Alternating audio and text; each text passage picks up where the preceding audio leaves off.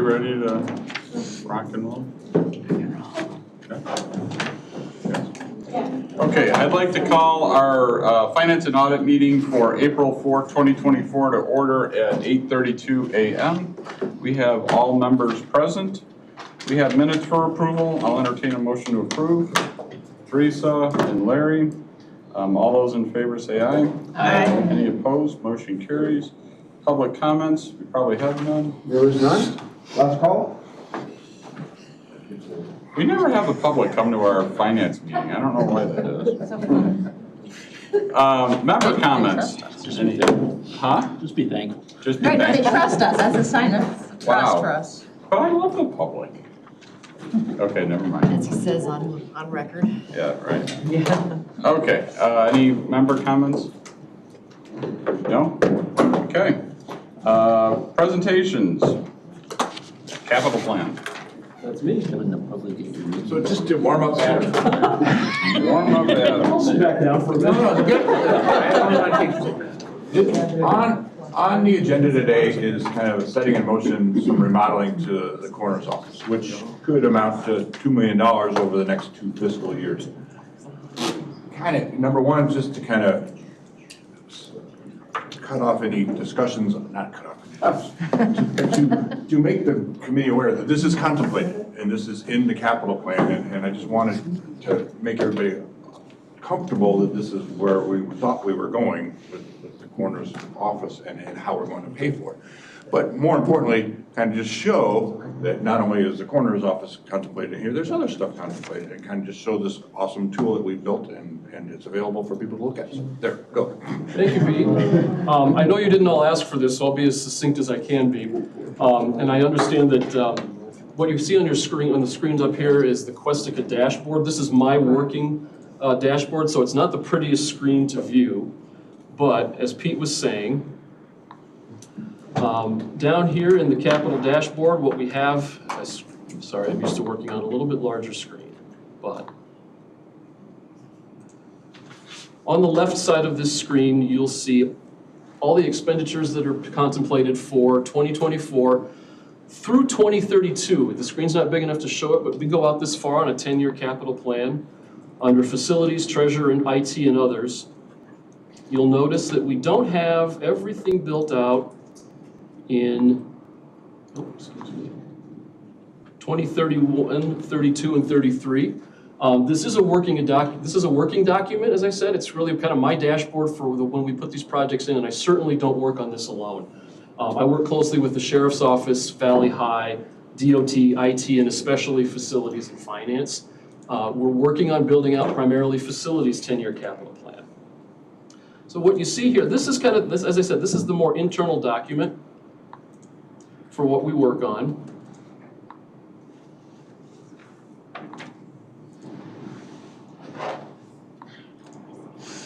And as you can see for 2024, and I don't want anyone to get alarmed, but down right around here or here, you see the capital plan is about $7.45 million.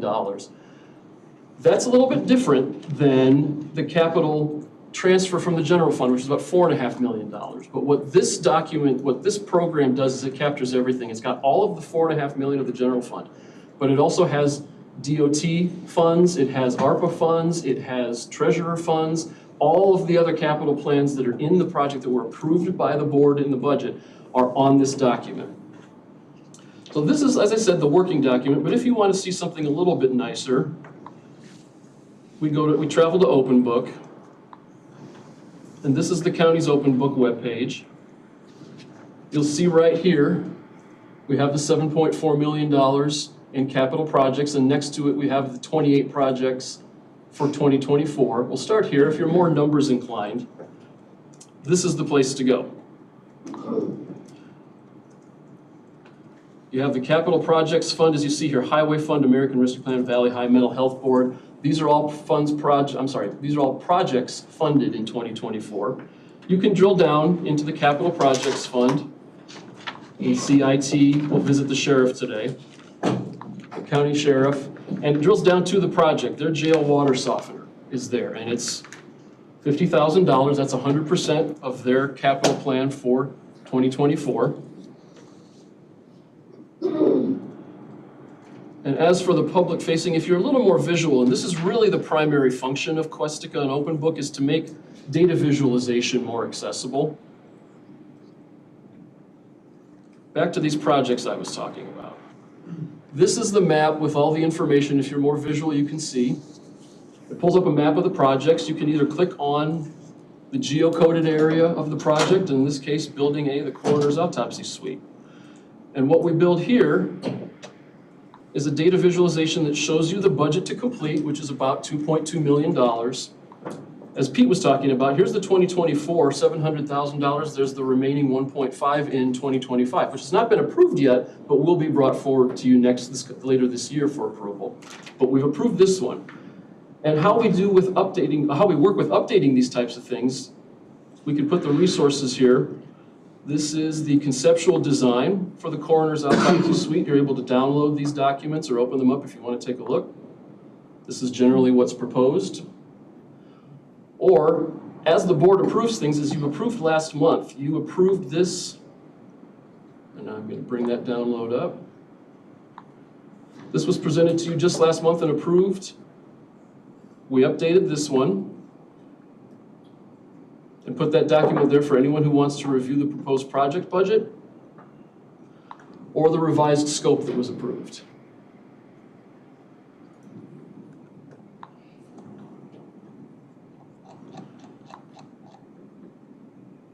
So not every document is this well built out. We have more information for some projects rather than others. But we're continuing to build this every year. Really, the continuing steps for us are to build out a full 10-year plan with a 10-year outlook with all these map locations, pictures, and documents to improve data visualization. Another example for us, DOT has been very good to us in terms of getting their information. And so DOT has a lot of pictures of the trucks that they're replacing. So you can scroll through these when you visit their project. You can see the location, and then you can also see they are built out to 2030 and beyond with their proposed capital plan for the trucks and such. So as I said, it's really all of it. This is an aggregate presentation. There's 2 different places you can go on OpenBook to see it.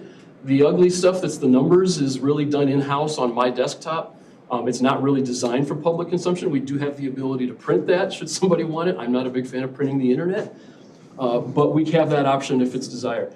So this is really kind of where we are right now. It's a little bit of a slower time in terms of what we're doing in Questica because right now we're really ramping up for spring and summer projects.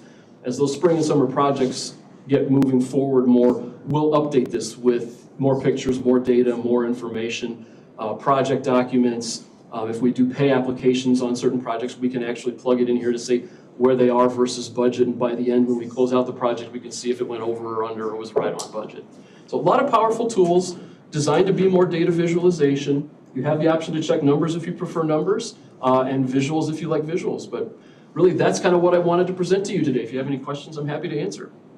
So I don't know where to do it on here, Yeah. but back when you were showing us the project in the sheriff's budget, Yeah. so you had one that had funds and then you had others that were zero.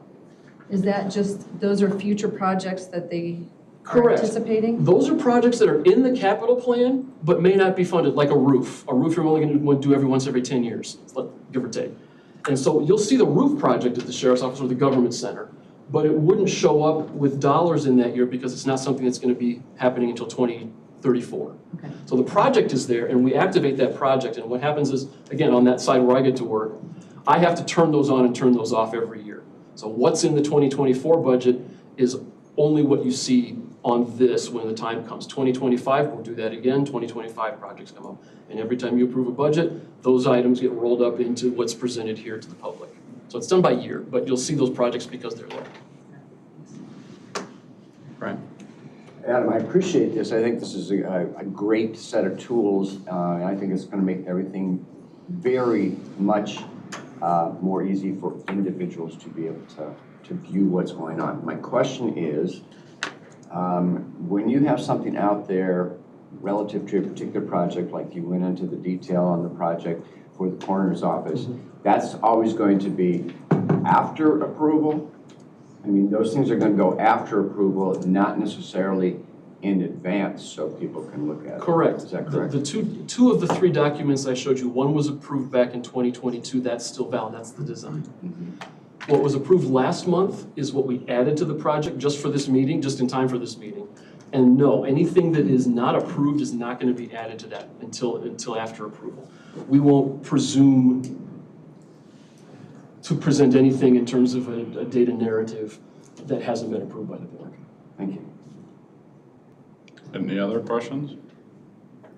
So, and you may not be able to answer this, but my only question is so we have in the general fund, we have a $3 million set aside for capital projects.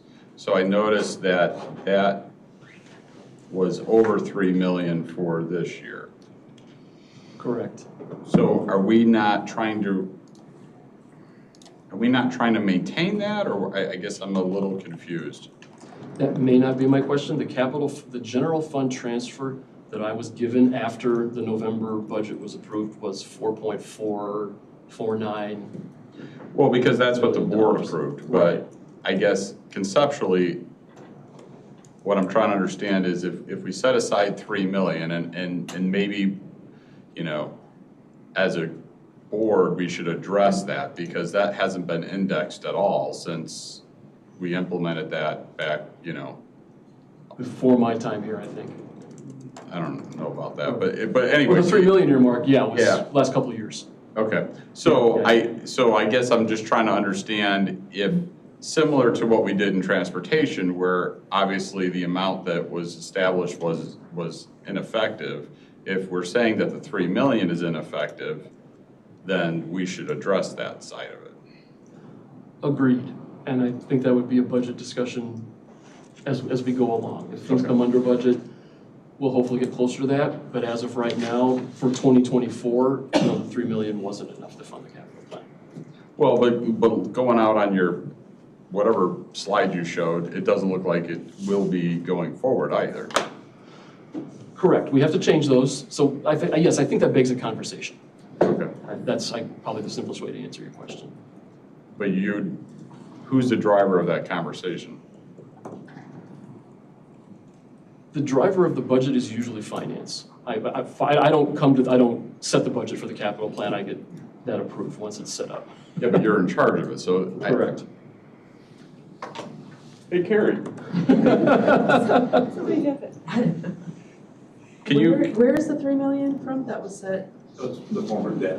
yeah, Oh, so honestly, the past couple of years, the approach we've taken is not having a set amount, but more looking at the projects we need to fund, and if there's fund balance, to fund that. That's why this year was 4.2. right, so There you that, go. but I guess I'm coming back to, that was originally, conceptually, when the debt rolled off, that was what we earmarked that for, and that was, we Right. passed that resolution back, yeah, whatever time, yeah. So, I guess if we're saying, again, that was to try and help facilities budget and plan, because there was a set amount. It wasn't people scrapping for dollars every single year. So I guess my question is it seems as if the 3 million is not a amount that will continue to meet the needs of the capital program. No. But we'll the also. 3 million that was just general fund. Correct. And you got other funds. No, right, and I'm only looking at the general Yeah. fund here. I'm not looking at transportation. But also too, what we're doing is maybe that in just a different way. Is like this year we had 4.2, which we talked a little bit about the coroner's suite is probably not gonna use the full amount, but that's all in the capital fund. So as that begins to build, we can look at the needs going out. So are you saying you would rather not look at that amount from the general fund and just simply look at it at a year-by-year basis? Well, a year-by-year basis, but also thinking about what's in the future. But I mean, we have to look at it year by year, because I know 2 years ago, I think we only funded 900,000 Out of the general fund? to capital.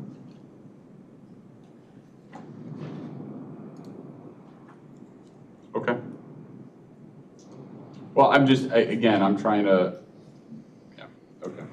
We had a problem prior, which was that we didn't, every year, it was a fight for dollars for people's projects. Right, and I think in 2021, we established a capital fund through the budget process. Correct. So I think that was kind of the first step in alleviating that problem, because we now have a set amount to start building for these projects going out.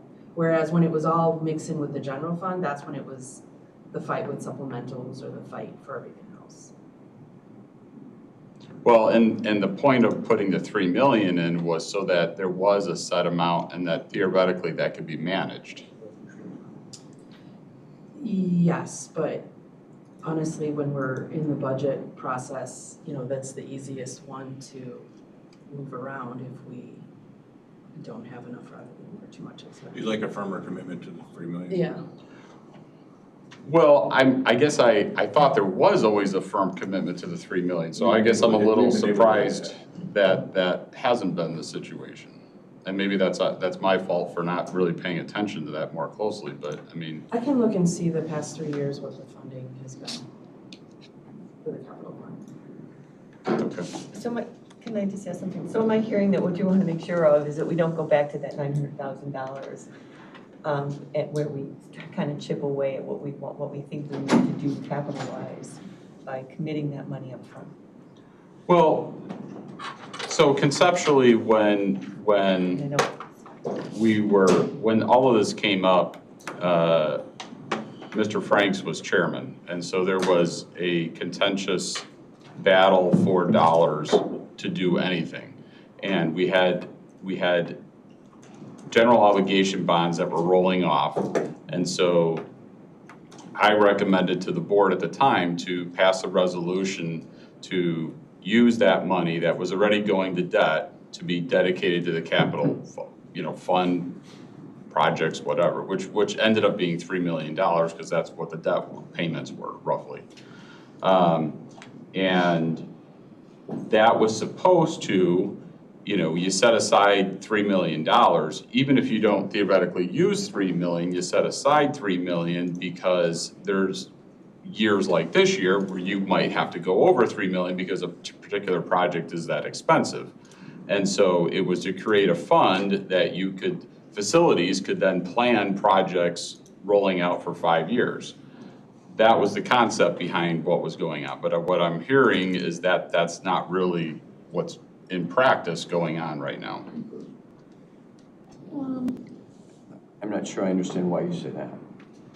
Well, because what I'm hearing Carrie say is that it's really based on a year-by-year basis in the sense that if we're trying to balance the budget, we don't particularly need $3 million that year, then we draw off of that. And in this year's budget, if we needed more, we dump more in. So it's not really looking at it as a separate entity and separate pot. It's really looking at it as a totality with everything else going on. So you're not suggesting that we have a continuous, always $3 million in there and we never draw against that? No, I'm saying that $3 million is budgeted every year. Right. And that projects get spent off of that pot, basically. That was the concept back 4 or 5 years ago. So what's the problem? I still don't understand the problem. So That if it's not earmarked for capital, it can be used to pay for other services, and then we put the capital projects No, on once it's hold. in the capital fund, Is that- then we use it for the capital projects. But I think what you're saying A is, commitment to 3 million. yeah, yes, correct. And if I may, the intent was to have every year a $3 million contribution, basically a revenue stream to the capital fund. If one year the general fund's capital requirements were $2 million, then you had $1 million surplus in that fund, $3 million on top of it, so now you had $4 million. So you had a fund balance that would actually grow. Because in some years you're going to spend less than $3 million, other years you're going to spend more. And the intent was then that would smooth out those capital needs. But it was a deliberate, every year a $3 million contribution as a revenue stream. And that was the intent moving forward, because we struggled with coming up with projects and not really having a good funding stream to pay for those, and having future projects that would be challenging on where we're gonna take the money from. So I think if I captured that intent correctly. Yeah, no, that's I mean, I exactly was- what And that intent makes was. perfect sense. On Quester, I was trying to figure out what our capital, right at this point, what our fund balance is for the capital fund project. Because, right, your concern is that in the future, we're gonna go negative with our future plans, right? No, my concern is that what I'm hearing is what current practice is, isn't what The Oh, intent was. intent was. okay. And again, I'm fine with that, but I was not aware that that's what was going on. And if that's what the board says, yes, we'd rather do it this way, then that's fine. I mean, I'm open to change, I just didn't know that we had changed, I guess. So can I just clarify one thing? So last year was 3.5. The previous year, 22, was 900,000, which that was our last payment of debt in 22. So in 23 and 24, we've exceeded the $3 million transfer. And that's been based on projects that have come forward. There was a bit of a backlog, so no, and I knew this going in, building it initially, the first few years were gonna be higher, just from the projects we've seen going. And as we get those off the books and things start to settle, that's when we were expecting to see, in the next few years, we'd start to see it come up potentially lower than 3 million, so we would bank some of that for more difficult years. We went into this with a knowledge of projects. There was a backlog of projects that were, I want to say legitimate, Well, and necessary, and that's just kind of where we are. We haven't had a chance to build up that reserve, okay, so to speak. so again, I don't need to have this discussion right now. I'm asking the question because what I heard and saw was different. So perhaps, at a future finance meeting, we should have this discussion and have actual kind of data as to what we're looking at. And then, at least the committee can then make a recommendation to the board about which direction to go. Be happy We to. hit the $3 million target the last 2 years, Yes. and you're challenging us to do it again. Well, what I'm saying is if future projects show from and again, I'm only talking about general fund here, that 3 million is not sufficient, then I think we should know that and we should try and plan for that. If we show that over a period of time, 5 years, 6 years, 7 years, that 3 million is a valid number, it's just gonna ebb and flow based on projects, then that's fine also, but that's data that has to be presented, I guess. Good. And again, like I said, the 3 million was never indexed for increasing costs and everything. So my guess is 3 million going forward is not gonna be sufficient to cover the needs of the county and when it comes to capital projects. It hasn't been 2 years. Correct, so, right, It's a starting point. correct, right. Hey, you got more than you bargained for here. That's all right. No, this is good because I appreciate that. It's exactly, we're still building it. So that's the idea. We'll get there. Okay. Anything else? I just wanted to ask Adam real quick. So I went on the website to get to this, but I can't get to all of that. Do I have to have a password to log into that? Or No. okay. Then I'll talk with you. Please do. I can't get to this either. You can't see it? No. I was working with Questica yesterday afternoon to make sure everything was in place, so I'd be happy to help you find it if we can. Yeah, and if we thank you. can. Yep, it just shows expenses. Right.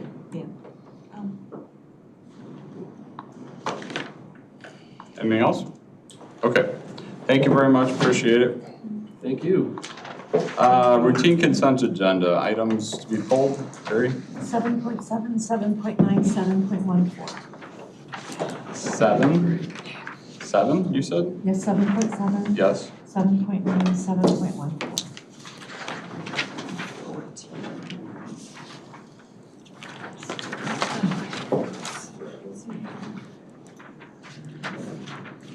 Wait. No, that's correct. Okay. Other items that members would like pulled? I just need to abstain from 7.2. We'll just pull that one. Did you have 7-4? I did Nope. not. 7-4, please. Sure. Pull that one if you did. All right, any others? I have a question. Sure. You know, and then we're going over board rules, and it clearly states that every board member can vote yes, no, or abstain. So I'm wondering what the point is from abstaining when you can just abstain in your vote? Is Well, that redundant? because if we're doing a consent agenda and we don't pull the one that she has to abstain from, Got she'd it. have to abstain from all of them, Okay, so. that makes total sense. Anything else? So the items I have are 7.2, 7.4, 7.7, 7.9, and 7.14. All good? Okay, so then I'll entertain a motion to approve items 7.1, 3, 5, 6, 8, 10, 11, 12, 13, 15, and 16. So moved. Kelly and Teresa. So we vote. Brian? Yes. Terry? Yes. Teresa? Yes. Carolyn? Yes. Larry? Yes. Kelly? Yes. And myself, yes. Okay, all those items are approved. We're on to item 7.2. I'll entertain a motion. So moved. Teresa and Brian, this is just so you could abstain on this one. Any other questions? Okay, we'll go to vote then. Terry? Yes. Teresa? Yes. Carolyn? Yes. Larry? Yes. Kelly? Abstain. Brian? Yes. And myself, yes. Okay, so that one passes. We're on to item 7.4. I'll entertain a motion. Larry and Teresa. Larry, go ahead. I was just wondering if there was, if this is a general cleanup of the travel expense policy, or if there was some type of particular issue that we're concerned about. Were you here last month? No, No, he Oh, wasn't. okay. did I miss? Yeah. Yeah. Yeah, we discussed this at last month's meeting quite in depth. I mean, it's a general cleanup, and you guys already talked about it. I can go back and look at last month's meeting. That's fine. No, that's fine. If she can answer you real quick. I did wonder, nothing was changed. I tried to look through it, but I didn't go Yeah. line by line. It was, from what was presented last month, there was just a minor, like capitalization, because we had another month to relook at it just to make sure a few things were correct. We kind of reverted back dates on submission to make sure people submit reimbursements within 21 business days. And we had tweaked it previously to 60 calendar days, or maybe it said, so we tweaked that just to go back to how the other policy is, because it makes more sense with how it says 21 business days, which really is a month, which is plenty of time, and that's how it was before, but then taxable income after 60 days per IRS rules, and that's what the prior policy said. So kind of how we tweaked it before, so we tweaked it back. That wasn't really intended to change. It was meant to say, it's kind of being confusing, but it's same as it was previously, so that's not a change. But, and then just clarification on the standard CONUS rate, the first and last day of travel. We had brackets originally in what was proposed last month, but we really felt that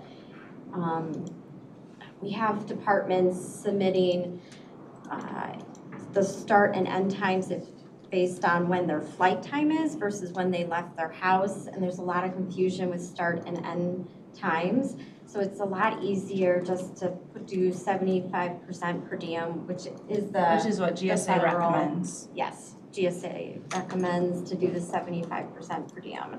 I'm pretty sure the sheriff does the She's similar agreeing thing. behind you, yes. Yeah, you guys do 75% on the first and last day. I mean, really, Day of travel. it just really simplifies things, so, and talking with staff.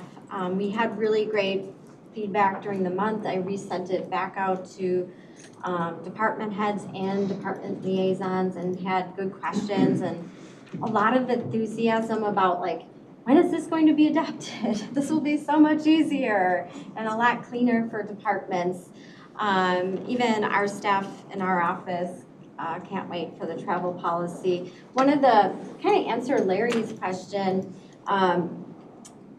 you mentioned per diem is one of the shifting to go into a per diem, which is the standard CONUS rate. We don't expect a really increase in travel meal costs. It will really net out the same because we're going to do the standard GSA CONUS rate. But it treats employees like professionals. They don't have to chase down receipts. A lot of meals not being provided receipts by the vendor, or they're not getting detailed receipts. And then they're having to remove, if they purchased alcohol, and recalculate tax. And it would be cleaner across the board. They're not scanning that stuff in, and would save time on the department ends, making sure they're putting meals in the right boxes, and we're tracking, did they put that in on the right day?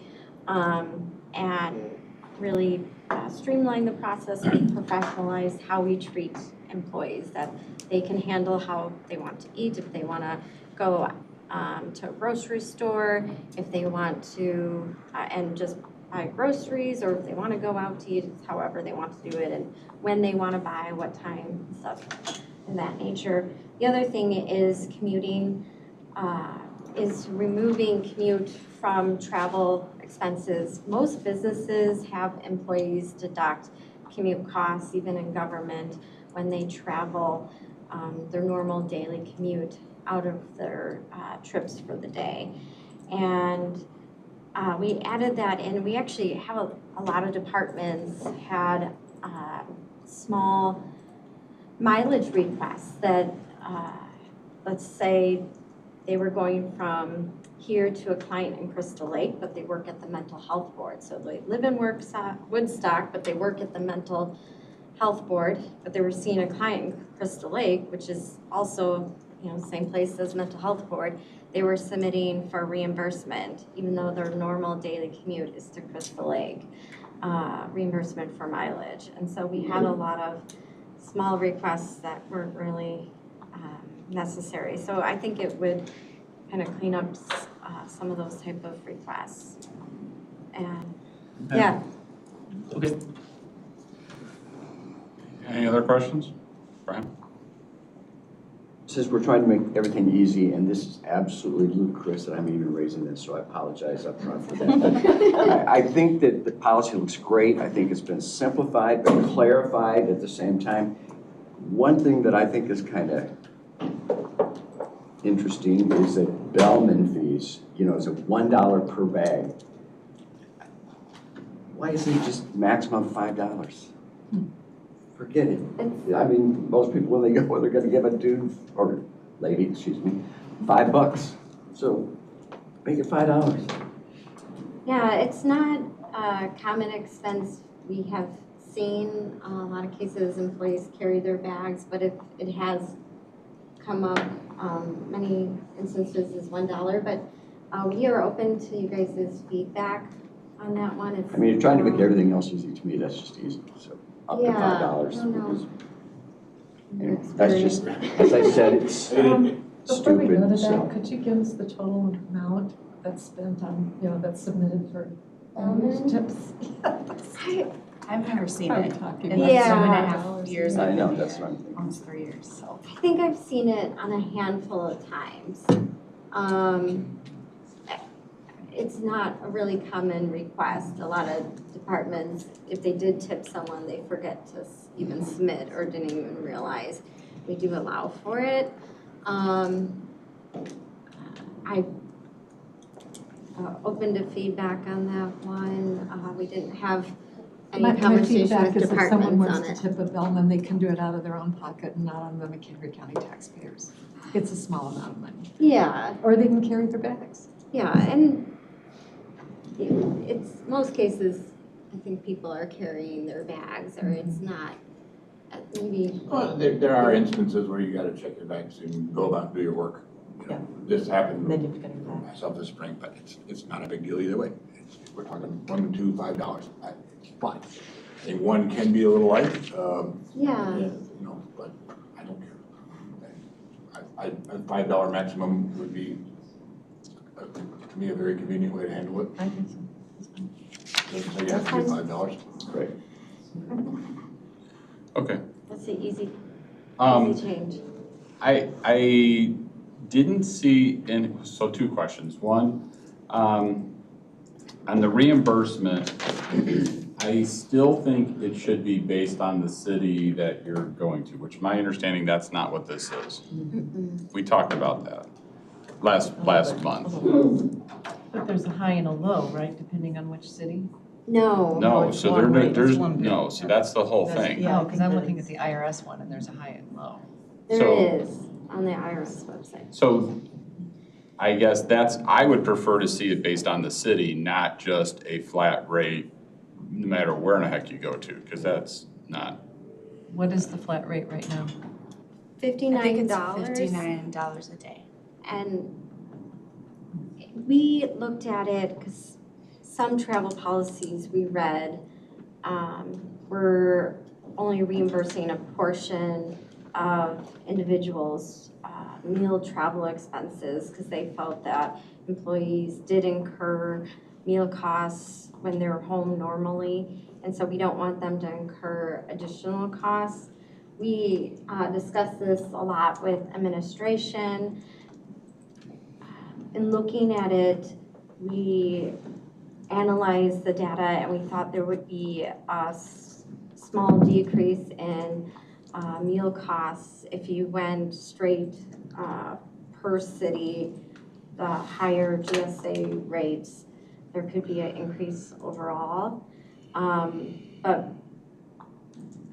we are open to what the county board's direction. I mean, if it is 10 grand that we spend more on meals across the county, it's not overall, gonna impact the county's budget.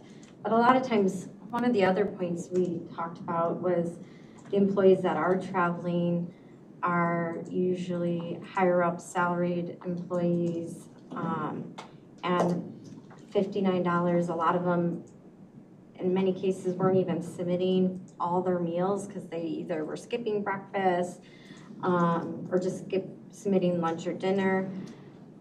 That $59 would cover most likely what they would have spent on average through the course of a trip without increasing additional costs to the county. But I actually initially proposed it to administration with the GSA rates even per city, but it was proposed by county administration and I was good with it going to $59 a day. Shannon. No, but I am good with either way. All right, well, I told you that. Whatever, I don't care either way. Well, I think it's just, so I would prefer to do it based on city. My understanding is that there's a site that they go to, they punch in what city it is and it gives you the numbers, right? Yeah. Yeah, and I think that's more fair in relation to Topeka, Kansas isn't the same as Washington DC when it comes to food costs.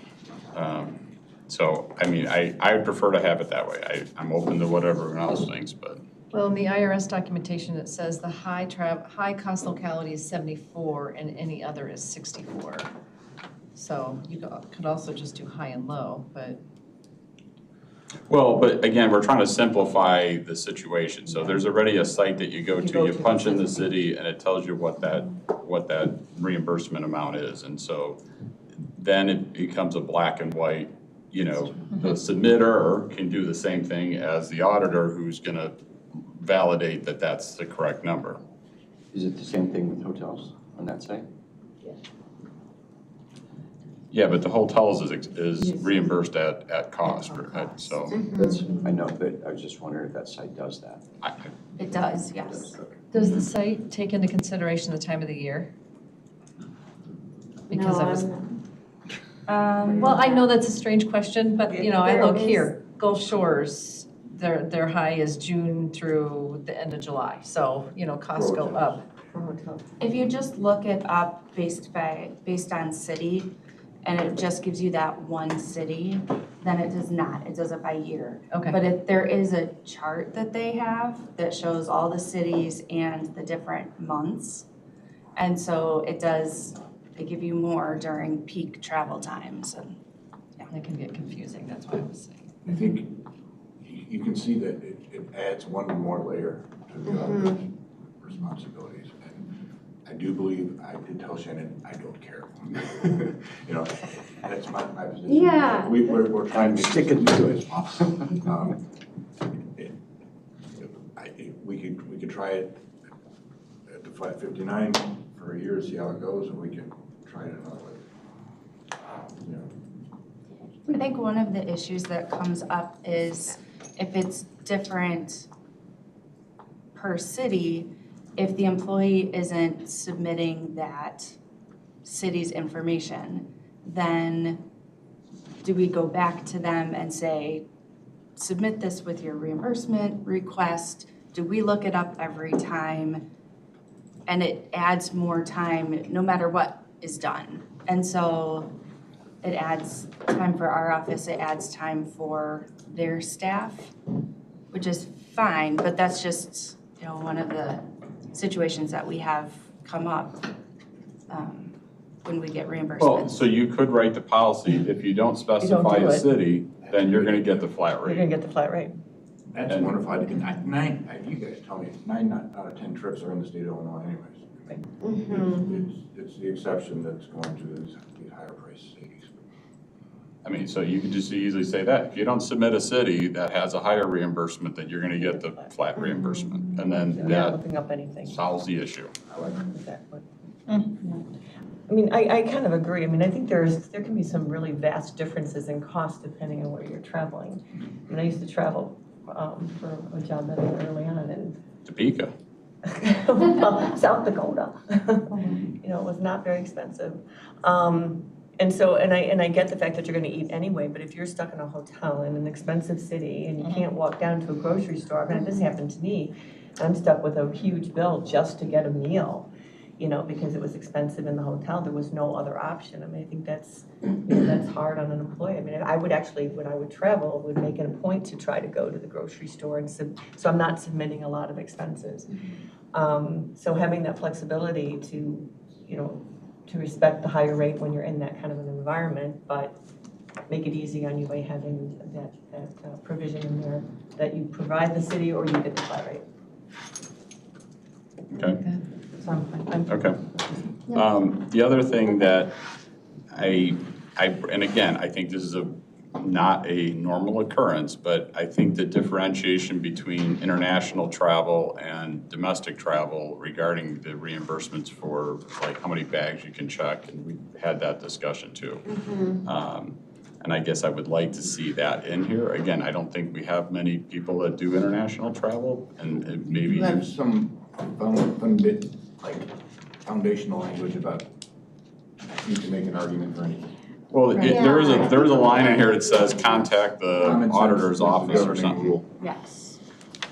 For any travel outside the continental United States, please contact the county auditor's office. Yeah. You have that written in here. So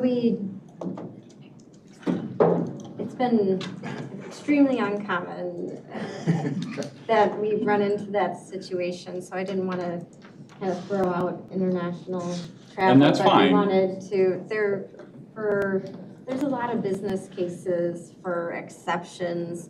Like if someone is super tall, they need leg room. If they're 7 feet tall, they need additional leg room in an airplane, so they need to get a different type of seat. So something like that. Okay. And as long as, you have this in here, so I think as long as, I just don't want there to be then, a conflict, okay, well, I contacted your office and you're just being unreasonable. And then, we don't need that hassle either, so. I agree. Okay. Anything else? Okay, so I guess, would you like me to make a motion to modify this Yeah. with the addition of, Can we just have a friendly friendly amendment here? I mean, we all know that that's what we're talking about. Well, but she has to modify it, and as long as you modify it and bring it as a modified document to the committee of the whole, that's fine, so that they can see the modified version. I'm fine with that, I was gonna give the direction, but that's fine. So we got the flat rate, or not flat rate, the per diem for each city, and then adding the language, if they don't submit, it'll default to the 59, and then also the Bellman $5 maximum for Bellman fees. Yeah, that's fine. Okay. All right, anything else on this resolution? Okay, we'll go to vote then. Teresa? Yes. Carolyn? Yes. Larry? Yes. Kelly? Yes. Brian? Yes. Terry? Yes. And myself, yes. Okay, motion carries. You motion to amend this, move the second. No, we didn't, we Just did. a friendly We're- amendment? Well, no, she's just gonna amend it, and then she's gonna give you an amended resolution that will actually go to the board. Does that make sense? Yep. Okay. All right, we're on to item 7.9 then. 7.7. Oh, I'm sorry, you're correct, sorry, 7.7. I'll entertain a motion. Larry moves, Kelly seconds. So I wanted to ask if we could include in scenario 1 that the levy, which has been stated below, but would be $62,998,078. Let me, I'm just getting to that here. All right, so where are you at? I'm sorry. Page 3-2, yeah. It's, I am under 1 F, I, 1, from in wrong. On the scenarios, for the budget scenarios. Okay. Okay, and scenario 1 says the budget shall be developed under the assumption that the prior levy will remain at the same amount. It will not include the assumption of increase in new growth or CPI. And below, where it has in red regarding the mental health referendum, so that it will decrease the budget status quo from $73,973,158 minus the mental health levy, with the new budget being $62,998,000 or modified $62,998,078. And so that could be specified in scenario 1. Well, the reason I put it at the bottom was I think all 4 of the scenarios start from that point, and whether it stays at that point or we add CPI or new growth. So I just wanted to make it clear, I guess, that that's going to be our starting point for all of them. Okay, well, that's true. Okay, so what, it says prior levy. That just refers to previous year's Well, levy. Yep. if we moved Sure does. your red paragraph to above, so Right. the county board of directors, the county administration. Can we call it the new It's- prior levy? It's an edited thing. Prior levy? Right, if we move your red paragraph above section 1, then that does the same thing. Because I did, as I was reading this, I was like, we're supposed to lower the levy. And then I Okay. get to your bottom paragraph, I was like, oh, that's where you said we're lowering the levy. Yeah, just put it first, and just use the verbiage the same, one place to the other. So in the red, you could say, making the prior levy 62 million, I don't know. You see what I mean? Yeah, It's the word prior. just make it a little less confusing. Okay, so that can't be. And then, is there a reason that Carrie we had it do not? above first. Oh, did she? And I read it, but it was before the vote, but I'm like, we're getting the cart before the horse here, but now we're post-vote, that's fine. It's Okay. And then, is there a reason that there's not a scenario 5 where we actually cut the prior levy? We asked for this last year, we looked at it. Why wouldn't we have it again this year? Or I would like to add a scenario 5 where we look at a decrease in the prior levy. I would think if you did that, then you would have to specify where you would cut. That's exactly what they would be doing in the scenarios. Right now, what we're saying is, looking at the budget, these are the scenarios we will review. Right. If we do not have that scenario identified, we won't be reviewing it as an option. And we want to review that as an option.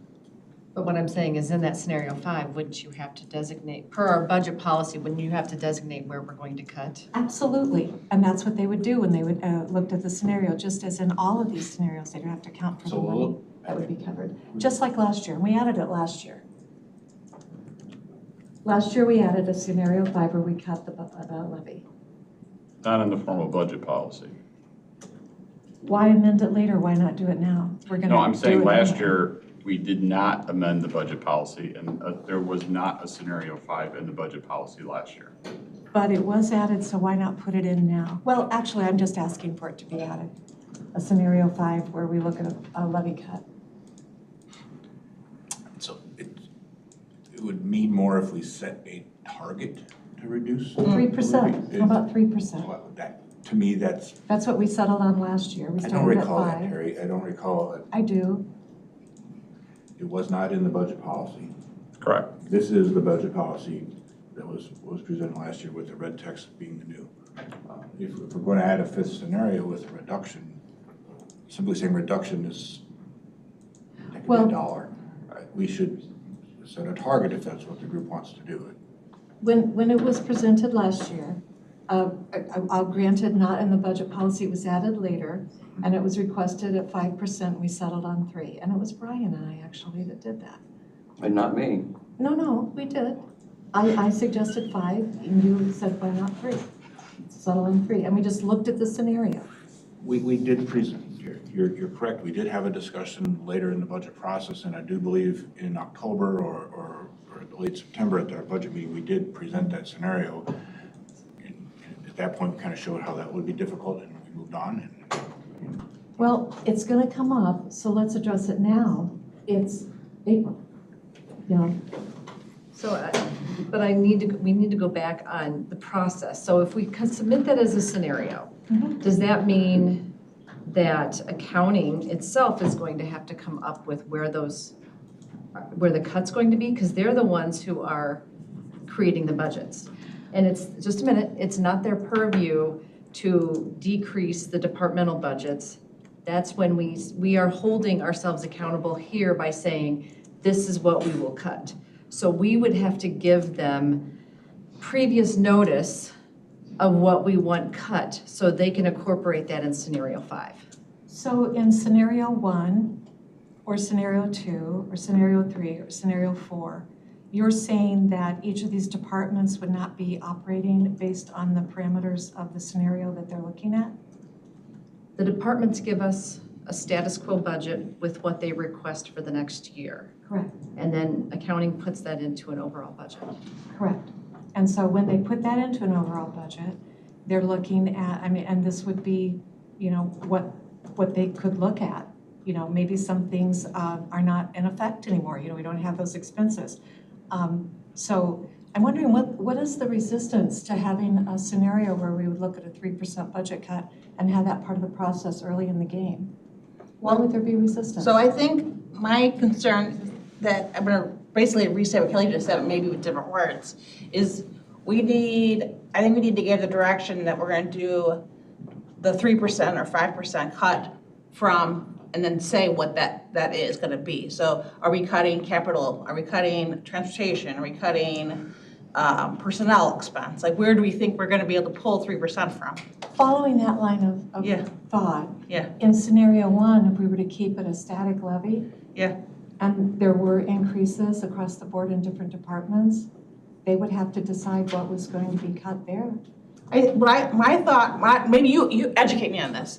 I assume that when we say we'll do a 1.7% or 3.4% increase, the U is a general U. The county Use.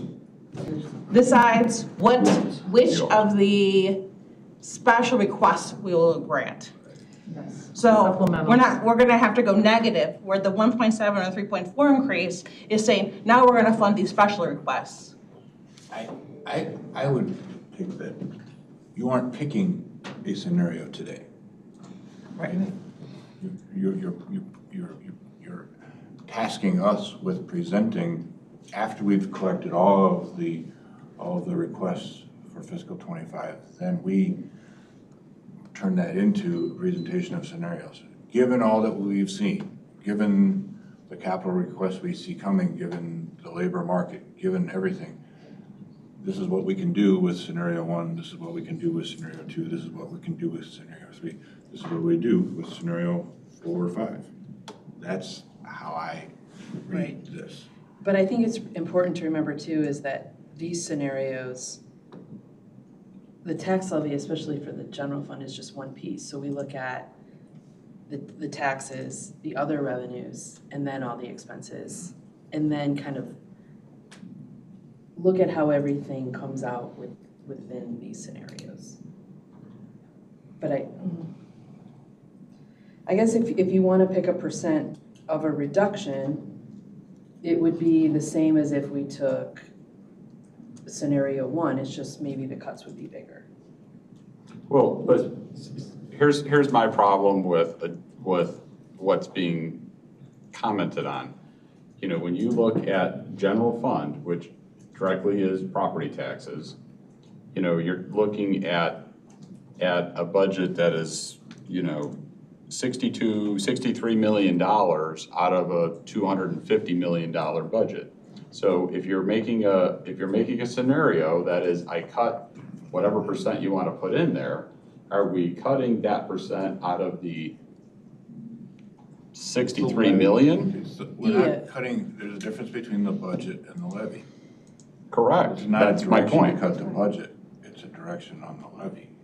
Correct, but that's my point. My point is there's a big difference between those two situations. So if Terry's saying she wants to have a fifth scenario that cuts whatever percent you want to put in there, what does that mean? Because if we're talking about the overall budget, that's very different than the taxes the property taxes that get paid. That's the levy. Correct. So which are you looking to try and achieve? Well, exactly what I said, a 3% cut in the levy. Okay, so that's different than the budget. Correct. Okay. Go ahead. Oh, if you're done, okay.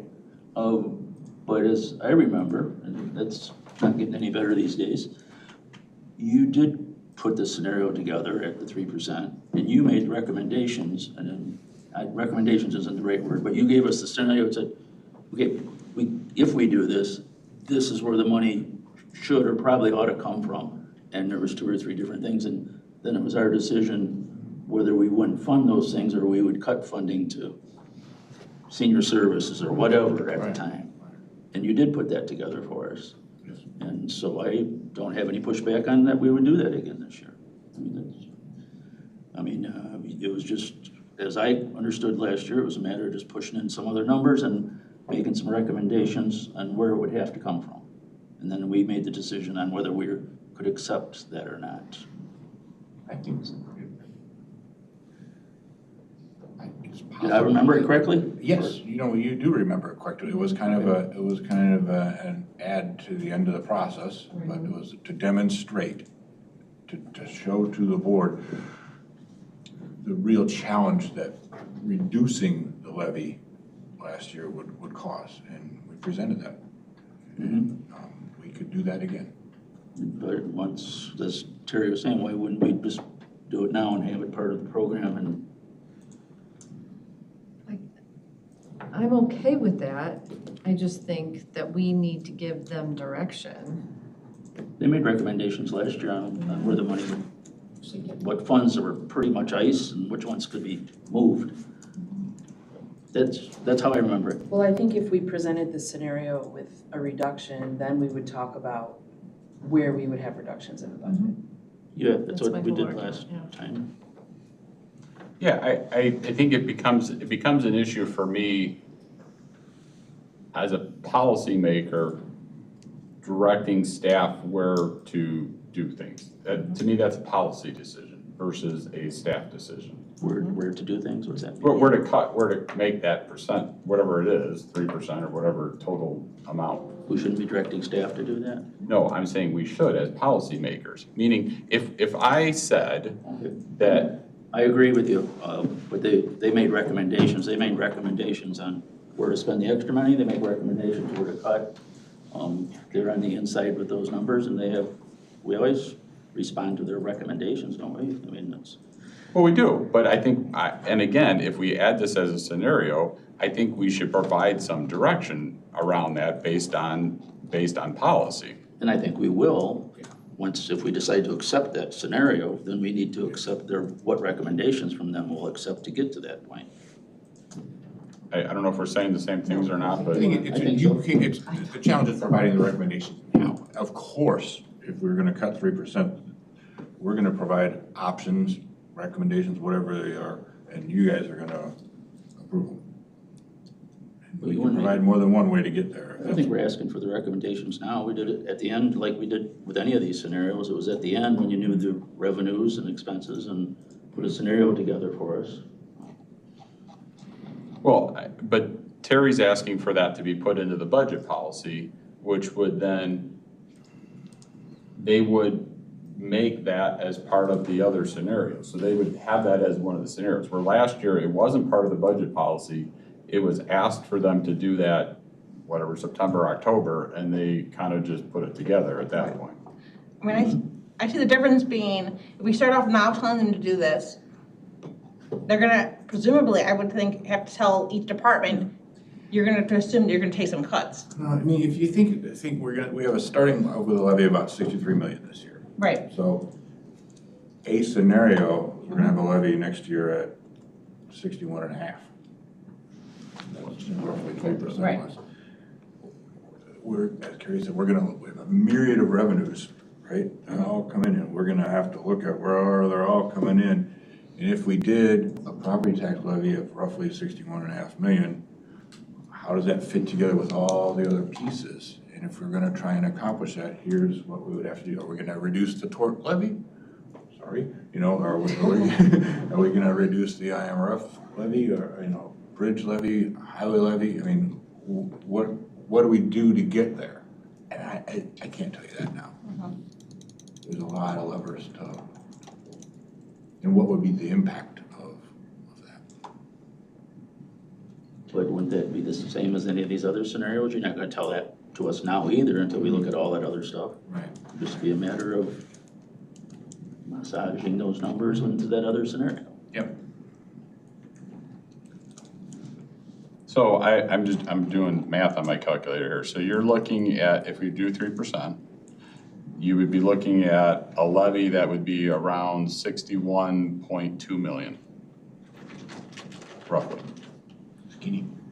Huh? I said, that's skinny.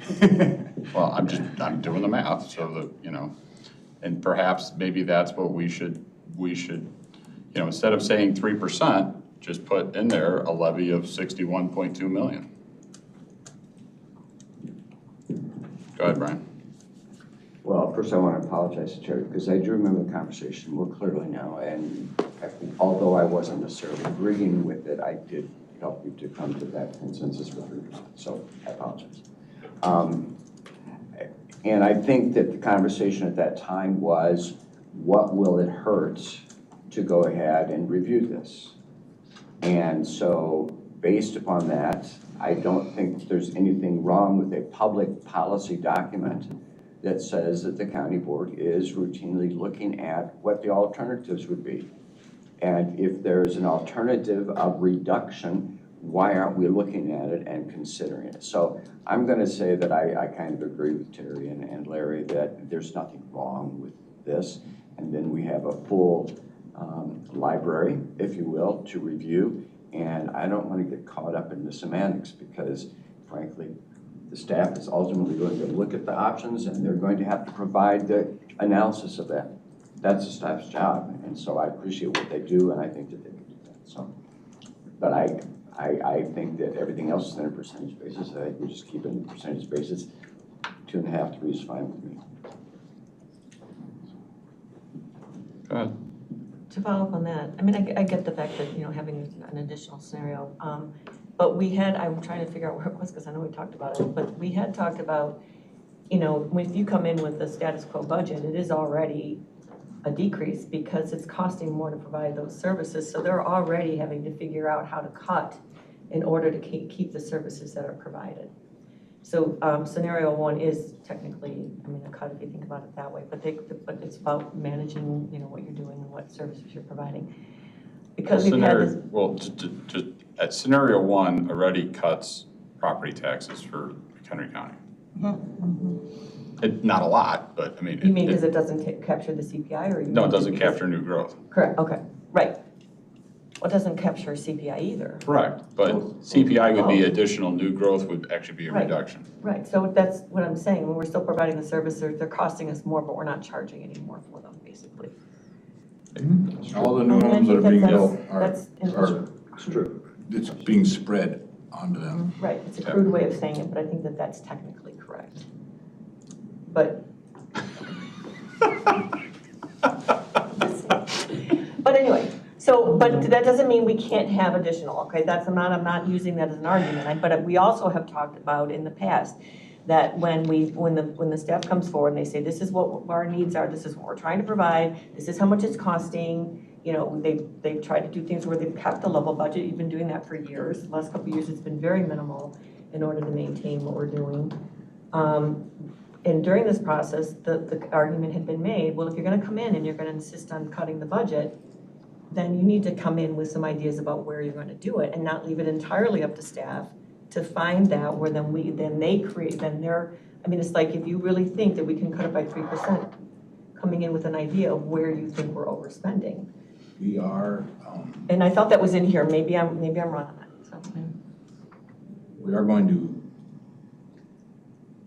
look at our budget document a little bit this year, and Carrie, I don't want to get too far ahead of your report, but you know, we've talked about our presentations to committees and trying to do those differently, and I think kind of foundationally this year, we want to ask our offices and departments to talk foundationally about the services that they're providing and which of those services are mandates and which are options. And I think those services that are options become the easier areas to direct your attention if there is a desire to reduce services and reduce the levy, that becomes the area for discussion. So we're going to try and facilitate that a little bit this year. Larry? One more time, to me, it seems like if we just put it in there to start with, wouldn't it be easier for staff? You'd have it, I mean, when you're building this all together, instead of like last year trying to scramble and get it for a presentation the following week kind of thing. It just seems like it'd be just as easy for staff to do it ahead of time. These scenarios really are going to drive how we're working in September and how we're putting together a presentation for the end of September and for options. So this is going to flow to this committee in October. Okay, so I guess discussion on this, do you want to try and amend this now, or do you have other things that you want to? Nope, this is it. Okay. Go ahead. I have some questions. Okay, so page 103, I think it is. There's some red lines. So please note that the grant awards and expenditures follow its own rebudgeting process. See grants section for information. And then the other one underneath. So let's hit the first one. What page are you on? I think it's page 6 of the document. It's 103 of the. Yeah, but if you look at the bottom. No, it's under- Page 6 of the document. It's Okay. page 6 of the document. All right, sorry. Page 6 of the document? Mhm. Yeah. Allocated costs / grants. I can't see that one. So just wondering why that top one was crossed out about the grants on their own budgeting process. Oh, wait, maybe it's not 6. I don't see anything crossed out. Where are you? I know where you're talking. I know I am too, Of the but packet, it's 103 of the entire I packet. know, but that's, the pages should be numbered on your Yeah. The little page. number on the bottom. I can't see it. But you can I see scroll. 103 of 179. Oh, you're right, it's Oh, my over the goodness. top of that. It's on page 14 of the document. 14? The first or second? Of the There you go. document, of the policy document. There you That's go. it. Mhm. Page 14, the top of the page 14. So I took this out because it was more, I guess, housekeeping. this is not our current process. And when it says rebudgeting process, that happens with resolution when you guys accept the grants. So I didn't think that we needed to talk about it here, and there's no grant section. Oh, okay. So, and then the next one was, we don't really have like a formal sit down with departments. It is something that we look at and maybe address as needed, but. This is kind of referencing maybe a decade past when we had different technology and we needed to be a little bit more face-to-face to check in on some of this stuff. Yeah. This is all live. This stuff gets updated constantly. We see red flags. We aren't gonna wait a quarter to talk with people about what's going on. Well, plus they have access to D365 and should be watching their own budget. Yes. So this was good language 15 years ago, probably when it was written. Okay. I caught it this year as sort of dated. I said, Carrie, we don't do this anymore. Okay. And then one other thing then, page 108, so 5 pages down, so 19, I guess. Just question, Fund 302 revolving loan fund? I know this is semantics, but didn't we change the name of that? Oh, shoot, I'm sorry. Did we change the name of that to Yeah. Economic Development Fund? Yes. Okay.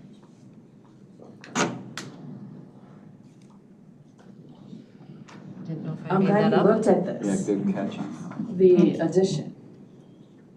Because throughout the year, and I know I've been trying to help, like with my reports and things to see, I feel like you guys get parts all throughout the year.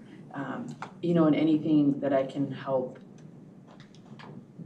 so you can put those parts, easier together at the end of the year. And we get this question a lot of like, the special funds and what departments do they impact and what are all the special funds. So I thought this was a Yeah, good, thank you for putting that in there. a good document. It is. Okay, anything else, Carolyn? Just a couple things.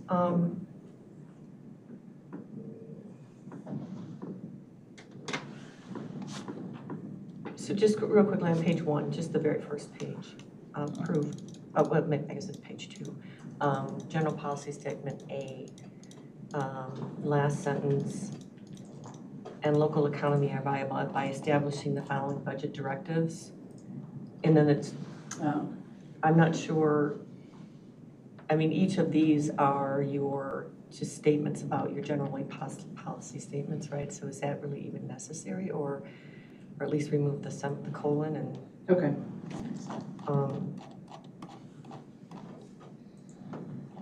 And the other one was just down here on,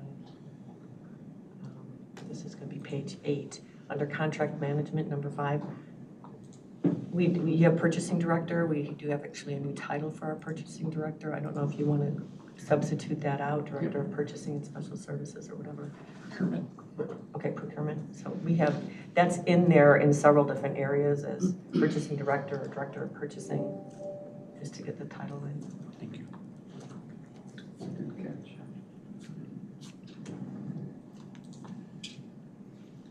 So I have just some of those cleanup items and then adding scenario 5 with the 3%. Is that in it? Well, I don't know if do we want to vote on that? Or is everyone in agreement that we can put that scenario 5 in there? I'm good with it. Either way, You it's want good by to me. do 3%? Well, I'd prefer to just actually name what the amount is. We review this every year, so, But everything Well, the else is others in built fine. percentages, it's just okay, standard. all right. So, I'm asking. I'm good with it, otherwise make an amendment and get it voted, let's go. Right, I see, because you're talking about, because it's levy versus budget, and that's why you want the 61 precise number? That's why I was saying yes, Yeah, All the because- scenarios are levied though. but sure, Right, it does not matter to me. okay. So I'd vote yes to, Can we just do it now? Okay, we'll just do it. Without So a- make that, Without a opposition. so make that scenario 1 and then roll the other ones down 1. Okay. Anything else? Okay, can we go to vote then? Carolyn? yes. Larry? Yes. Kelly? Yes. Brian? Yes. Terry? Yes. Teresa? Yes. And myself, yes. Okay, motion carries. We're on to item 7.9. I'll entertain a motion. Terry, Larry. Terry, you pulled this one? I did. I thought it was noteworthy that the coroner's office has been so efficient in their financial management that they were able to take $50,000 and put it back into the general fund. And I want to speak to this in conjunction with 714. Just things I want to have people notice. So basically, the coroner department is putting $50,000 into the general fund. And I assume that it's by federal mandate that we have to do the environmental protection survey for the, oh my goodness, the Heinz Emerald Dragonfly. And we have 60 hours at $225 an hour, 95 hours at $150 an hour, 124 hours at $100 an hour. Wow. So great careers to pursue. And then it also states that this could go up to 75,000, even though it's being presented at 47,000 something. So it's breathtaking. And this is a federal mandate, correct? Well, let's stick to 7.9 here. Oh, okay. Mike, well done. You can go away. Thank you for paying for the Heinz Dragonfly. Okay. Research. All right, anything else on 7.9? Okay, we'll go to vote on 7.9. Larry? Yes. Kelly? Yes. Brian? Yes. Terry? Yes. Teresa? Yes. Carolyn? Myself, yes, motion carries. Okay, now we're on to item 7.14. I'll entertain a motion. Kelly, Larry? Now go ahead. Okay, so this is a federal environmental mandate? We don't have a choice. Right, we don't have to. No, I just have a question though. Can you introduce yourselves? I'm sorry. I'm Joe Kropalski, County Engineer. This is Samantha Sam Dietrich. She's the project engineer on this project. Okay. Sorry about that. Right, we recognized you. I'm sorry I didn't recognize you. I'm very, my apology. He keeps me in my office. I'm glad he's let you go out. Yes.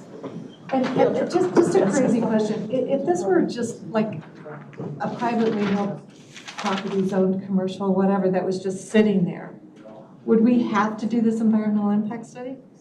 If you weren't doing anything, if it was just sitting No, there, if they were doing the road they construction. probably would have to, yes. On any piece of property. Yes, it's a threatened endangered species. It doesn't matter. We are at the will. We endanger the millions of dollars that we are receiving for this project. No, I know we have to do it. I just Yes. have to point out so that the whole world knows what we're doing for the larva of the dragonfly. We have the exact same frustrations, and we have this on every project, and this isn't the only one. We got bad habitats. You got to worry about when the migration system is, or season is, when the mating season is. That's why you see all the trees that are cut down on 47 and 176. That's because those had to be done because the Indiana bat, I believe, or what was the other? Why is it not the Illinois bat? But they had to be down by April 1st. Is that what April they got? 1st. April 1st. So that's why you saw all the trees being cut down before. Okay, that's all. Just have to, like, call out the, like, sanity check. Yes.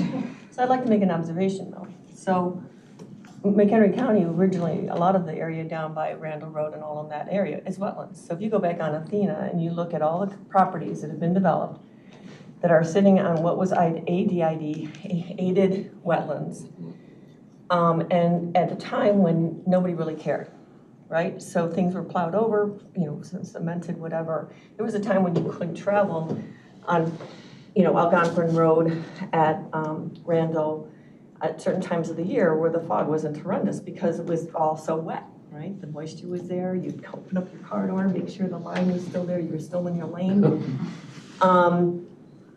And so the idea that we treat the environment as if it's something that shouldn't matter. I mean, you're talking about one dragonfly, but it's actually a whole ecosystem. And the fact is, we're now in the 6th, major extinction period because of the fact that we haven't routinely taken into consideration what's going on with the land when we've done development. We've gotten better, right? So now this is important, and we're making sure that when we do this, if that's there, then we mitigate. And that's why we have properties that we work with the Conservation District to help take care of that. So I don't think this is insignificant. And there's a reason it's being done. And I just would hope that people would keep in mind that we depend very much on a very healthy ecosystem for our own survival. Larry? Don't disagree with you at all, Carolyn. Just wanted to, same as Terry said, verbally get it from you guys that we have to do this. So when one of my constituents says, "Are you nuts?" I can say, "No, Joe made me do it." Wow. Because you know somebody's gonna look at this and say, "What are you doing?" So thank you for clarifying that. You're welcome. I think it's the hourly rates that we're paying for this expertise. They have to, if you look at how hard it is for what they're doing and where they're coming from, but I don't think that we have The guy's a doctor, and he was the one that was recommended and said, "This is the guy that has to do it." Yes. Yes. Right. Yes. And No, part of I it's understand. timing too. We've got a project we're going to letting here. If they Yeah, wanted they to, get it they in. could have delayed this project. We worked with them to continue to get the letting. If we avoid it, or if we miss that letting, the likelihood is our cost will go up. No, I appreciate that. Okay, anything else on 14? All right, we'll go to vote then. Kelly? Yes. Brian? Yes. Terry? Yes. Teresa? Yes. Carolyn? She said yes. Oh, Yes. sorry. She didn't flip it, yeah, but. Yep. Sorry, Kel, Larry? Yes. And myself, yes. Okay, Thank motion you all. carried.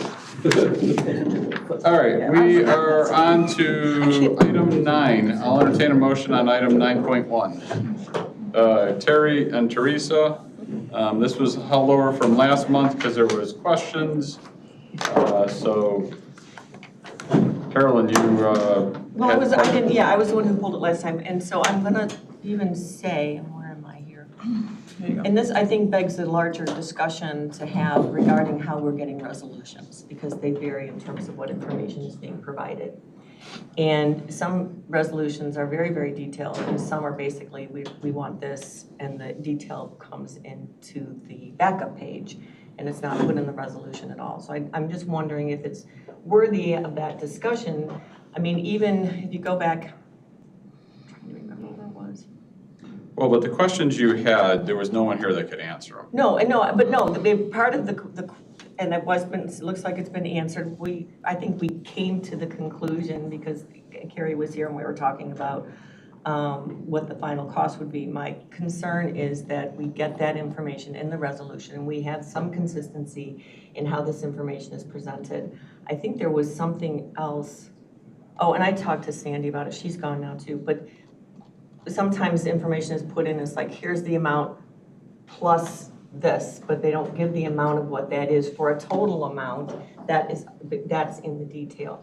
And if we're gonna get these resolutions that are so detailed, but we don't get that final total, it's just one more step. It really is. And if we could get everybody to be consistent. So I appreciate the fact that it was in the backup, but it really needs to be in the resolution, and that total was not included in the backup last time. So just, that's what I'm looking for, is making sure that information, as long as we're putting that much into it up front, just put the total. And I know there's one in here, I think it had to do with the Jeeps because it said plus options. Oh, I know, and I think, but that's not what we're talking about right now. But, so, that's all. Okay, so your questions. Otherwise, I'm fine with the resolution. You weren't here, we could have talked about it then, and it would have been done last time. I understand. Okay. Anything else? Any other questions? Yes. So I was thinking about the same thing, because I think if we're going to approve a resolution, we should have the numbers in the resolution, because it makes it easier for us to read it and then go back and look at it too. This probably isn't the place to have this conversation. Just wondering if we can put that, like how we would like our resolution structured in board rules. Is that? Well, okay, so let's deal with this first, Okay. because that's what the subject matter is. Did you work with anyone on writing this? Just with Kathy. Okay, And then I had 2 copies of previous resolutions, so I just got, so forgive me, it was my first one. that's fine. No, And it's so I fine. didn't know who else to talk to at that point, so that was my first attempt. But I'm taking into account your feedback, and thank you very much. So I just copied previous resolutions in order to put it in. But I thought I put in the original salary, what the increase would be, and what the final salary would be. I thought that was in there. It's in the backup. Okay. It's in the backup, yeah. But you have an hourly rate is what you have in here, but yes. So that was in the, Just so we're clear, the concern is that the text is in the impact statement, not in the resolution itself, and we can try and watch that. correct. Yeah, and I think we would have cleared that up last time, but it just didn't work out that way, so that's. Okay.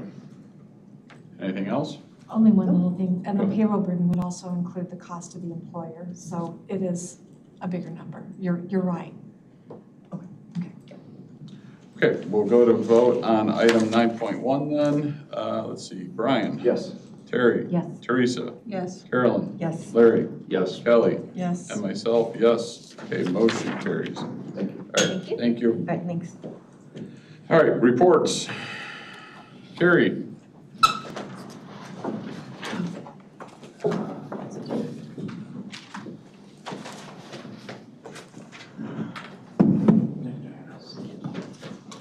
I think they shut off activity, just a sec.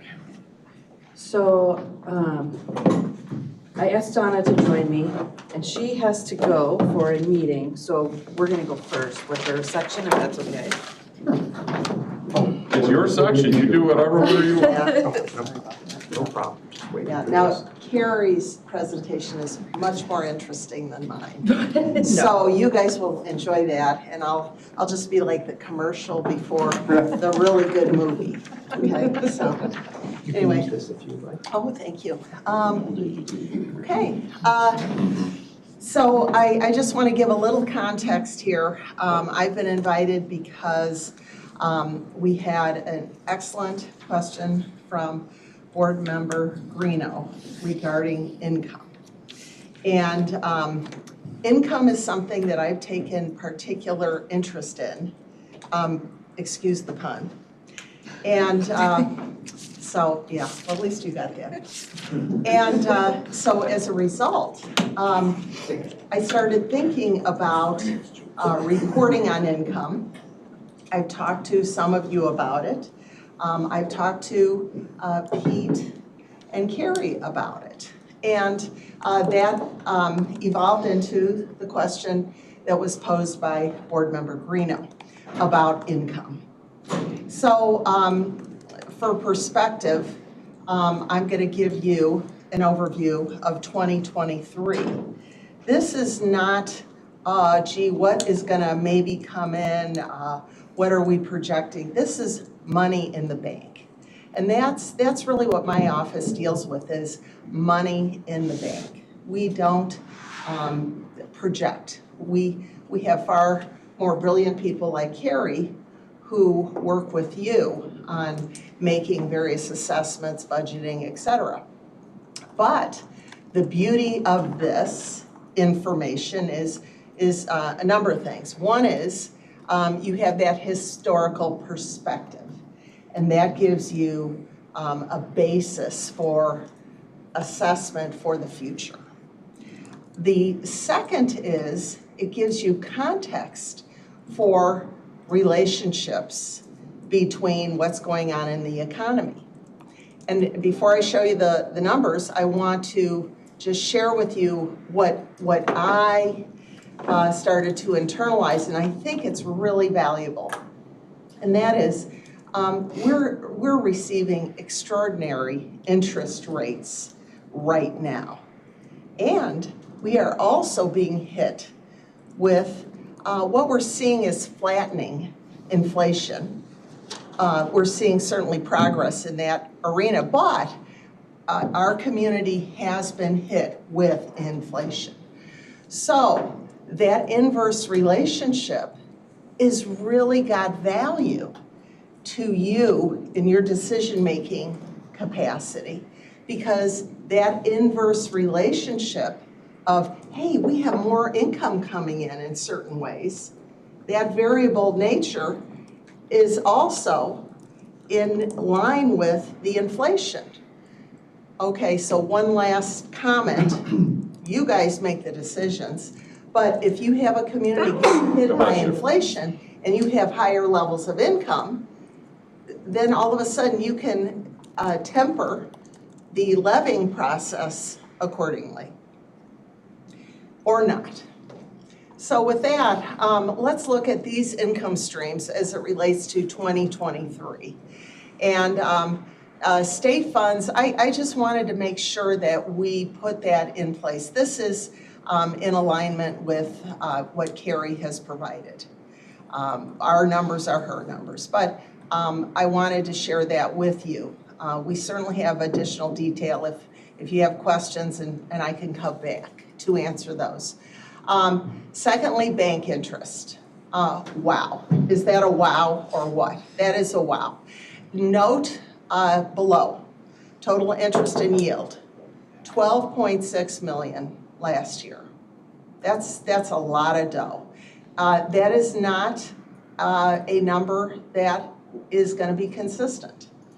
Again, because of the economic environment we have, but that is still quite substantial. Now that is with many different accounts. General fund is one of them. So, you know, if there's some interest, again, sorry, I keep using that word, you know, we can break it down further because some of the interest in those accounts stays with those various accounts. Investment yield overall in 2023, 4.289. Again, quite substantial. And certainly, just to put a plug into our goal, our mission, we're trying to extend that winning number by utilizing funds with transportation, et cetera, general fund, ARPA as long as we can, and Valley High.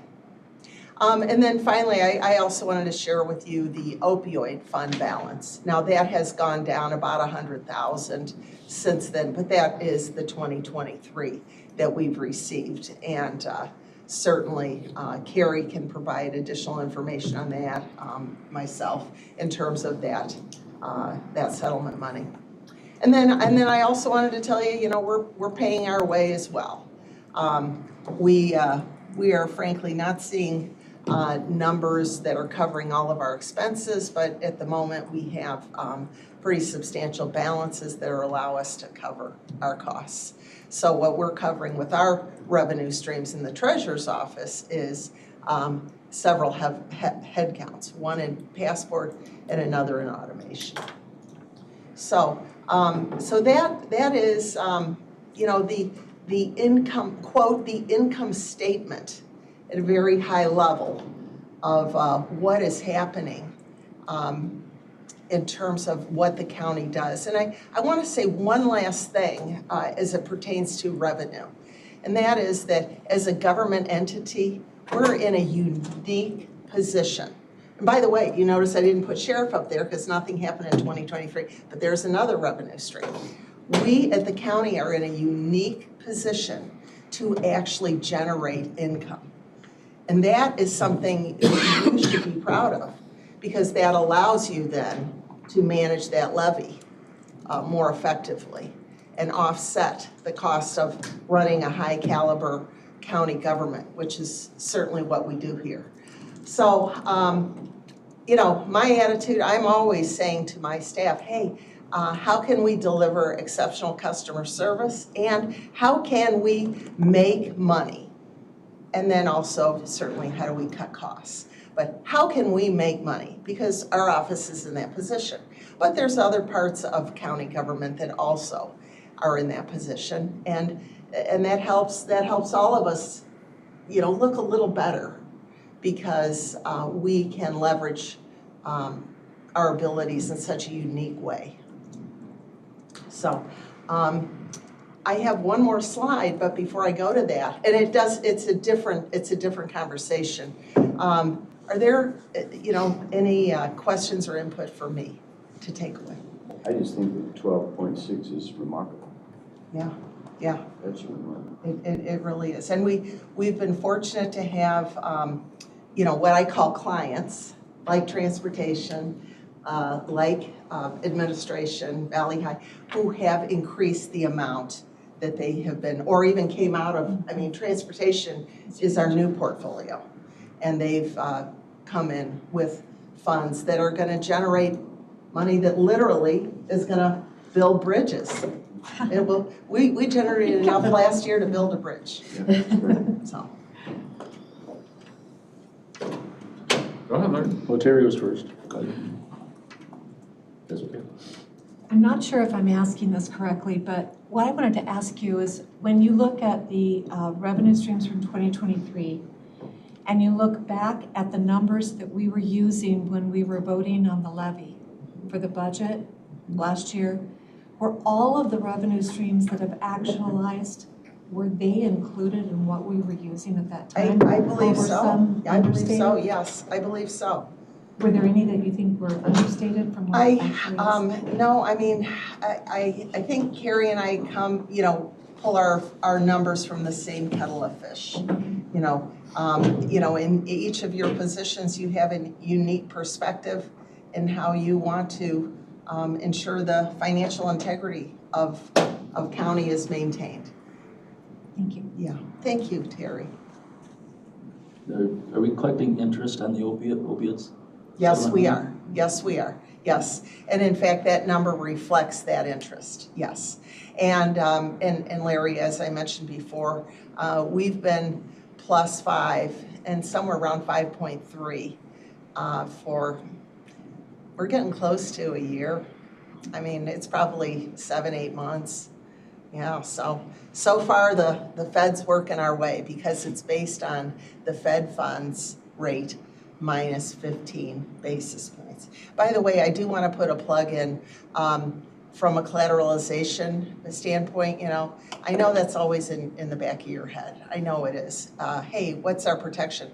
We actually pay 15 basis points so that we can have the gold standard of collateralization through the Federal Home Loan Bank letter of credit. And they completely collateralize all of our deposits with Associated. We have other collateralization agreements with other banks, but that's the big enchilada. And that is, really well protected. And that was a feature, a function that I insisted on last year when we had some shaky banking situations. I worked hard for that. So anyway, little commercial, I admit it, but it's something that we should all be proud of. That protecting every dollar matters. The state funds of their sales tax, is that the gross amount, or does that the net amount after the state has withdrawn their distribution fees?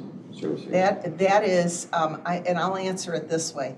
That's the money that we had in the bank at the end of 2023. That was the overall amount we received from the state at the end of 2023 and a fiscal year 2023. And they take those fees off the top, is that correct? Yeah, and that would make sense if in fact that's the amount of money we have in the bank account. Yes. Thank you. Since inflation's leveling off and actually starting to decrease a little bit, I know the Fed has talked about possibly reducing their rate. Yes. How will that affect? Of course, it's going to decrease, but do you know about how much it would decrease our interest? The talking heads that I read, I listen to, they've talked about anywhere from 1/4 point to 1/2 point. And the big news is not so much how much, but the fact that it's being delayed because our economy continues to be very strong with limited labor, with high employment requirements. And So we're looking at half a point to a quarter point to a half point in that June, July, August timeframe. Yeah, so it's been delayed. Yes, yeah, thank you. Good question. Yeah, so that'll affect the faucet of money that's coming in directly because of the relationship we have with this bank as it pertains to interest rates. And you're happy with Bank of Oklahoma? That is a conversation I'd be glad to have with you a little later.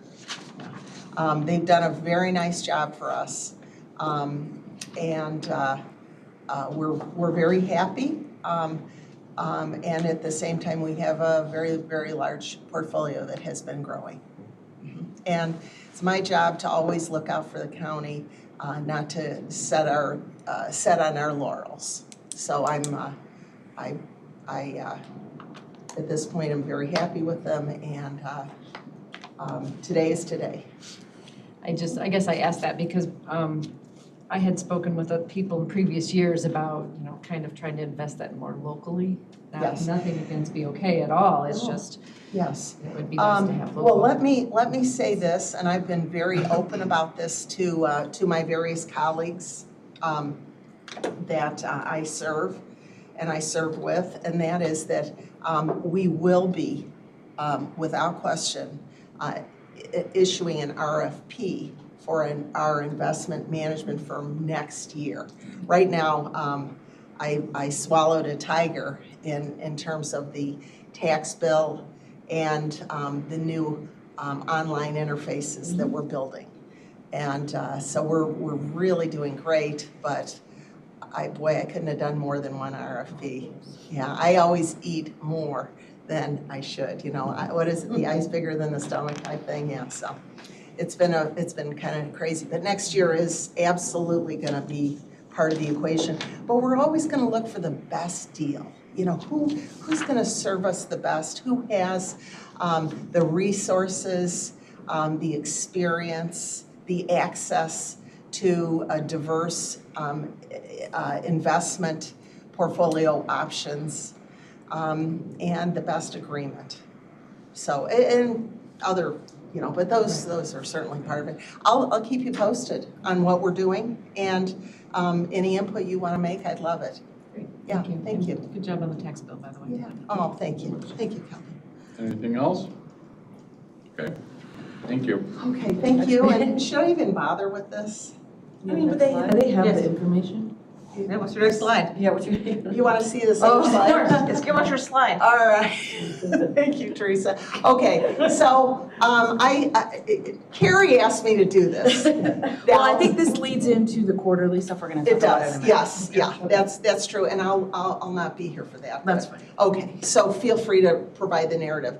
So one of the things that we've been doing with impunity is we've been buying bonds at a discount.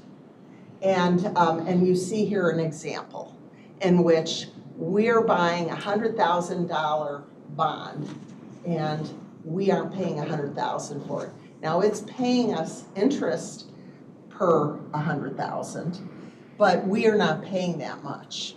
So of course we're getting higher yield. And so what does that mean? Well, this is a 2-year bond. I think is that supposed to be $1 million? Everybody zeros? I think it's supposed to be $1 million up top. Is it $1 million or is the other number? Which numbers, yeah.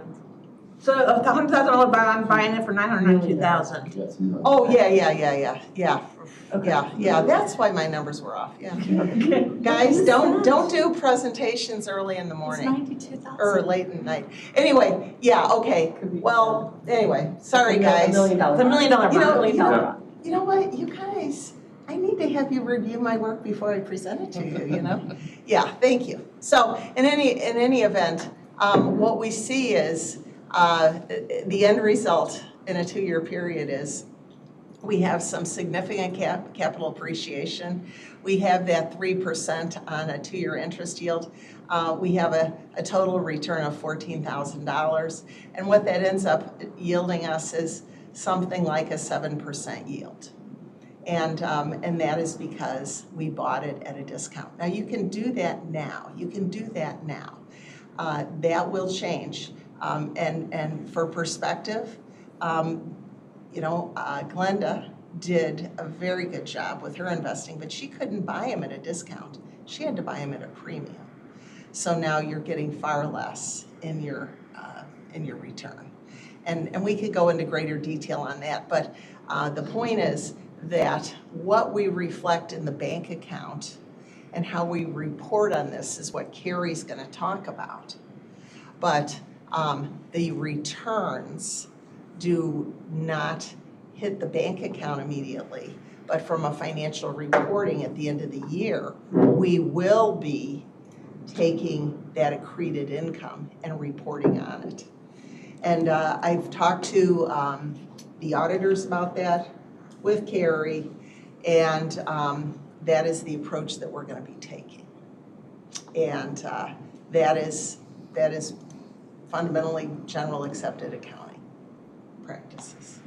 So anyway, so that's that, and you want to go back to your thing? And Yeah, I'll go back to mine, but before you have to leave, I just wanted to mention quick. So we went live with D365 in December of 2018, so it's been a bit.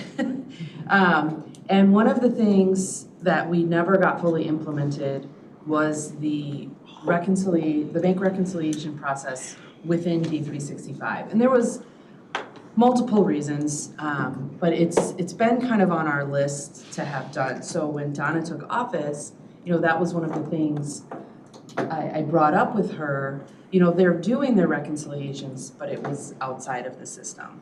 So I was more of just the facilitator, but Donna and her team really did a great job in getting all of the bank reconciliation process done within D365. So now we really have, from the requisition process all the way through to the bank rec within the system that both the internal and external auditor have access to. And it just, I'm only giving you like a 30-second speech about it, but it was really a big, a change within your office, but also a big task to get accomplished with our Microsoft partner. And so I just wanted to acknowledge. It took an office that wanted to make the change and accepted that. Yeah. Correct, yes. Yeah, they had to be willing Thank you. Thanks, Pete. You guys said you gotta do this. You did. Yeah, you did. No, and I work for everybody at some point in this world, But this committee also demanded it. And I remember who, wanted it done. And I took that to the bank too. Excuse another pun. So it's really part of just I have to be responsive to what you require, all of you. I do want to say the skill sets involved allocating software resources on your end. There were programming changes. There were requirements that came from my office about what needed to happen. There was a lot of software testing and feedback loops. And it happened while we're all operational. And a real commitment by my staff, but also the empowerment that you provided us with your resources. So, it's good. Yep. All right, well, thank you guys. Thank you, Thank you. Mark. Appreciate it. Chairman. I'll bring you your total drive back. Oh, I got it. It's on. Okay. Yeah, thank you very much for the opportunity. That screen right there was emailed. This was also in the email I sent last night. So again, this is just in keeping with my commitment to you guys to talk about where we're at quarterly. And again, back to what I said about in the budget policy with all the funds, I like to always kind of bring things back full circle to what you're accustomed to looking at. So this is just where we're projecting with where we're at. For the top section is all funds, and then the bottom section is just general fund, because usually that's our focus. So I don't know if you guys have, again, this is just high level revenue expense. We look pretty good for the first quarter. And then this one is just the general fund major revenues. And you know, again, it's hard because of the way the state pays. We only have 1 or 2 months of history, but based on that, you know, most of these revenues are where we expected them to be. And then this is where, what we were talking about with Donna, this, I said, maybe this shouldn't be red, but it's, mathematically, it's just more than 5% away from the quarter. So I said, maybe it should be pink, but that's the number that catches up by the end of the year. So really the only red is the off-track betting, but that's such a minor. I appreciate this a lot. Very, very well done. I like the green, yellow, and red. I know this I like green more than I like, you know. Yeah, there's a lot of green, so it's good, it's good. And then I'll just pass this out. This is just Lake County with the March numbers. Oh, for the jail? Yeah, more green. More green. Before we move on to that, can I ask a question about this? Sure. The cannabis is only 5.34 in the yellow, so it sounds like we may not be getting as much as we had projected. And again, this is based off only December, because of the way that the collections versus the distributions come out. And, you know, we talked a lot about cannabis during the budget process, that we don't know, like, our history was based on 1 dispensary. Now I think we have 6. But the hardest part to figure out is, we know that we couldn't just multiply that revenue by 6, that there Right. was, like, what point is the market saturation? So again, it's yellow, but it's a relatively small amount of our Some of these total places revenue. are just getting going. Yes. Just getting their feet on the ground, you know. We do think it's kind of the same customers. The exception may be Richmond. We're Yeah. hoping that we tackle that market a little bit more, but they're just. Wisconsin. So we'll watch that one, and again, you know, it's really hard to set a budget when you have no history, no trends. We don't want it to go up in smoke, but we want to be Right. realistic. Right, what's the, we didn't want to set it too It's another. Yeah. It is, I think if we sit here, when we're developing next year's budget, we will do so more confidently. Yes. Whatever we do, Yeah. we'll do so more confidently. Yes. Can you do me a favor? Can you re-explain the red, because I was struggling to see something you paper. Oh, sure, so I was the red, preoccupied. this is the general fund investment interest income, and that's what Donna was just talking about, where because they're bought at a discount. I said it probably shouldn't be red, it should be more like pink or no color. But that's something that probably will catch up by the end of the year, but I wanted to show you guys where we're at least for this first quarter. Okay, thank you.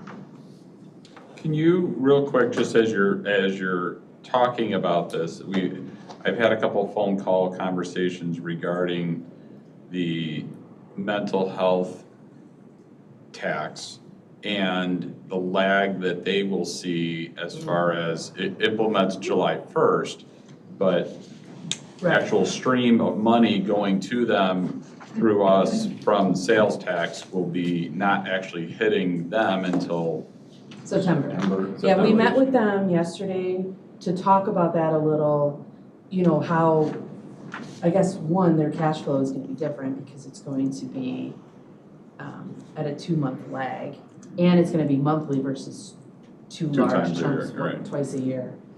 And then the second is, you know, what exactly that number is going to be, I think is what they're struggling with right now. Carrie and I did go down and meet with Leonette at the end of the day yesterday. We had a good discussion. I was asking her to come in and speak to the committee of the whole in June. She's got a personal conflict there, so I think we're gonna go with May, if that works with Chairman Bueller. I think it will. So May, Cal, Leonetta and Connie Machini will be coming in to talk about their new situation. But the big question is, you know, how do they budget? What are they gonna do with that overlap? We kind of had, and this wasn't finalized, but I kind of said, maybe you operate one more year off your property tax levy. You know, the known commodity is what you're gonna get in June and September. And the unknown is the sales tax. And that's gonna begin collecting in July, but not show up until at least September. And allow some time for them to develop a confidence in what that new number is going to be. I think it's going to be north of 12 million, but we don't know yet. So we want to let them, that was our suggestion to them, and I think it was received pretty well. Well, and I think they sent out a report that shows they have 7 million or somewhere around that number in reserve funds. So they have a buffer to kind of get them through that unknown section, which should help them stabilize and allow them the ability to kind of create a forecasting model that they can budget off of. And the timing just is not ideal for them, but I don't want anybody to act like this is how rich they're excited about where they're at.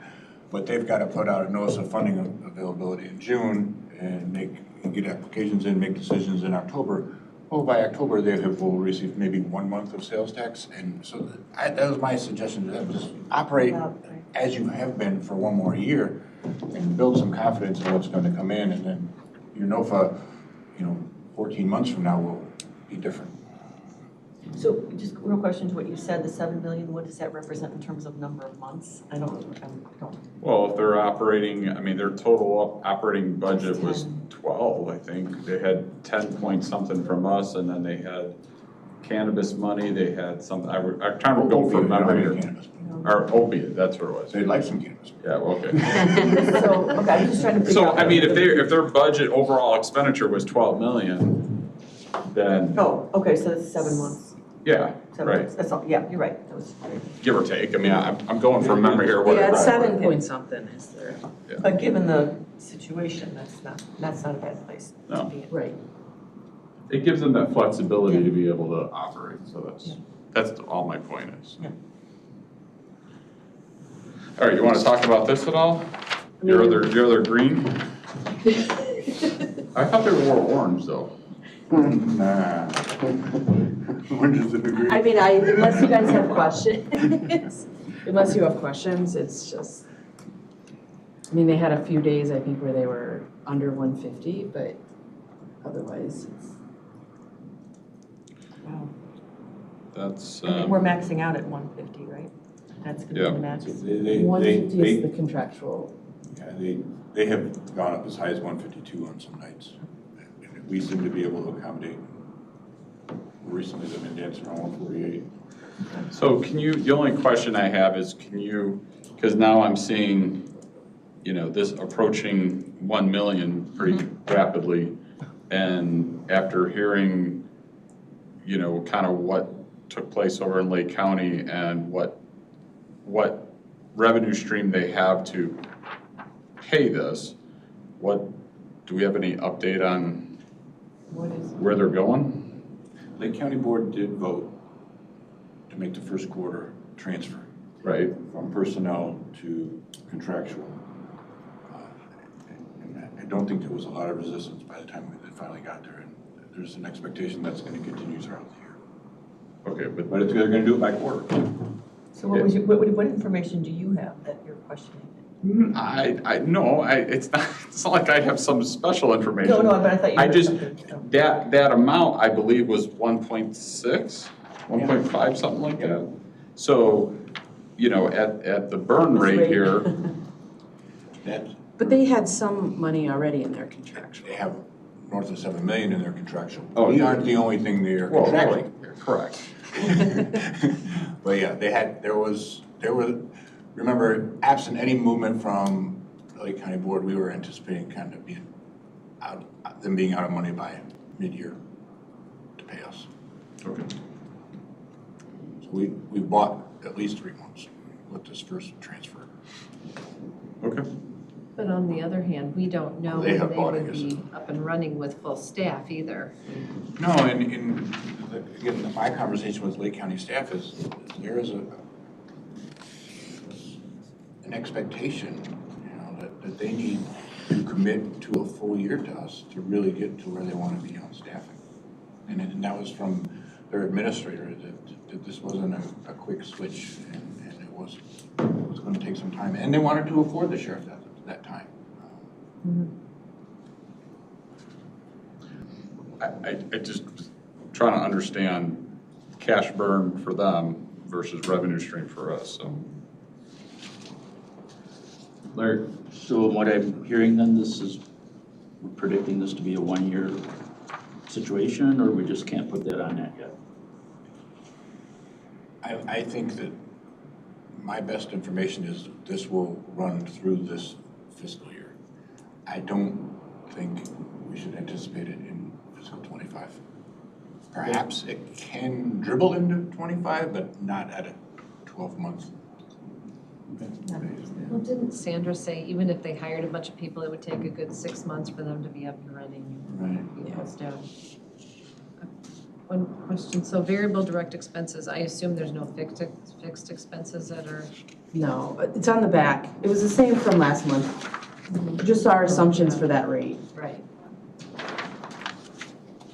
You know, and there's so many factors, but that's what we kind of zeroed in on is truly variable. Terry?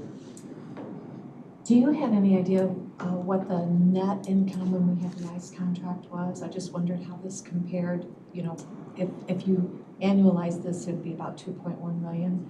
I know that we had revenue coming in at 8 million from ICE, but I don't know what the net revenue was. We were never able to establish that. Yeah. Right, the number, that part of was, the problem. right, that was highly debated. That was one It reason was why. highly debated, and when I got elected for the in 21, it was highly debated how much money were we getting, and we weren't getting 8 million in 21. We weren't even getting, that wasn't even our gross income. The challenge there, Member Greeno, is that went back to 2002, 2003, and we had built a population of corrections officers around it, and it was not easily segregated into who was working here because of the ICE contract and who was working here because of McHenry County inmates. They were all corrections officers. And what's easier about this one-year snapshot is Sheriff Titleman is committed to not hiring anyone. Mm-hmm. We are doing this with our existing staff. And that's one reason why we had this breakout too, is because we had so many discussions about what the expenses were. Calm discussions. Anyways, all right, anything else on this item? No, unless you guys have questions. What else do you have for us? So we finished the final field work for the audit and it went very well. I'm excited about it. Right now, so we have 2 schedules, but we're focusing on the schedule for complete report issued and everything by May 30th. So that is a significant improvement for us. Last year it was August 31st. You know, I think it's a stretch goal, but right now we're on track. You know, if we come across any big challenges, we may push into mid-June, but we're really trying hard for May. It went really well. I just wanted to thank all the departments that were very responsive, you know, the finance team, myself, Jeremy and Jody. We were the primary people for the audit, but everyone really, you know, just little things like not bothering me when I'm trying to do fixed assets or picking up, you know, the things they can pick up and help. And like that makes a big difference when we're trying to meet goals like that. So we'll see. We did a few work papers that we did not do in prior years. So we're getting there. Every year it's improvement. And Okay, then, honestly, I'm gonna toot your horn a little bit more, because I went to talk to John and John Rader, and he, you know, he was very complimentary about how things have improved greatly since last year. He, you know, when I asked him about schedule, you know, he kind of told me, well, you know, and I said to him, I said, well, we need to push this. And so with my encouragement, we did two schedules. He did 2 schedules with Carrie. And I said, listen, you know, if we don't try and push for getting it done by the end of May, then it's never going to happen. And so I said, I don't want it to be unrealistic, but if we can get it done, that's what we should do. So John thought it was possible. The team thought it was possible that it could happen. Naturally, it's, you know, on Carrie's team to get that done, but he thought it wasn't unrealistic. So that's why they created the 2 schedules. And part of that is just so John's team can schedule their time appropriately, because naturally they're doing not just our audit, they're doing a bunch of audits. So that's why there's kind of 2 schedules, so that they can set aside time to do our work with them. But he was very complimentary. He was very impressed with how things are going much better, much easier, all the way from the beginning up until, you know, 2 weeks ago when I talked with him. So I want to say thank you. I appreciate the hard work. You know, it's just little things. It's not just the actual audit, but it's things we've talked about doing a lot, but just because of, you know, staffing and whatever. Doing things, looking at things quarterly, you know, so then we're not doing all our work at the end with the audit. So it's little things like that that have really made a big difference. Like the fixed asset thing you built, you know, it's gonna be, keep that up to date, working with that. Yeah, which is entirely in D365. And so now it's really just pushing the magic button to spit out the report. So that really was, in prior years, that was our major hurdle, was fixed assets.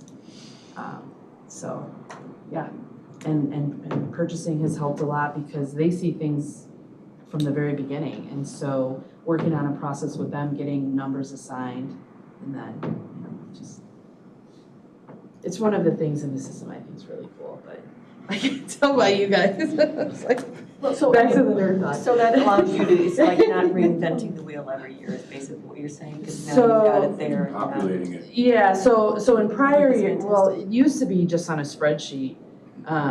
But then we've kind of been in this hybrid in the past couple of years where some things are in there, some things are not. So then it's trying to identify the capital purchases throughout the year and then getting them into the system with the depreciation and all that. So, and then just learning about, you know, E911 and Valley High are a little bit different than the general fund. That was education for me. Well, and then the GASB rules changed and how that was supposed to look and how it was supposed to be accounted for also. Yeah. Kind of threw a wrench into the situation, so. So, yeah, so we were finished with fixed assets before the final field work, which I don't think has ever happened, so. Next year, maybe it'll be in prelim. So, yeah, so thank you. I'll be glad to be done with audit and move on to budget, which I prefer. Well, that's good. Me personally, I know Jeremy and Tony, they like that. This is just kind of housekeeping, and I really, honestly, I have this fine line, and I'm still kind of learning, you know, what raises to the occasion of bringing it up to you versus not, but then I don't want to seem like I'm not being transparent about everything. So a couple of weeks ago in March, you passed a resolution for the mobile clinic, recall for health department. Yep. And so the way that resolution was broken out was $450 for the actual unit, $131 for the operating costs. She can hear me. So it turned out we're doing the requisition for it. It turns out the actual unit is about $10,900 more expensive than the resolution. So instead of $450, it's $461. So we were going to just do a budget adjustment to move some of the operating costs into the additional cost for the mobile unit. I think it was a countertop that's a different surface for infection and then some video equipment. But because it was ARPA, I guess what I'm looking for you guys is, does it matter? Do you want a new resolution? Can we just move forward with this? The total amount through ARPA is not changing. It's just a shift of what it is. I don't have a problem with just shifting it, I mean, that's Okay, fine. I mean, it's total dollars keeps the same, then that's, correct. you know, that's, It's just because it's capital, I thought I would mention it. that's fine. Sorry. Yes. Well, no, and I'd rather have you Well, also mention too, then it, I can just- tell the auditor when they ask that, The finance committee is aware of it and they are acknowledging. yes. So get out of my business. No, thank you for your thorough review and questioning why it doesn't match the resolution, so, That's fine. all right, that's it. That's only if they choose that one, That's would they notice?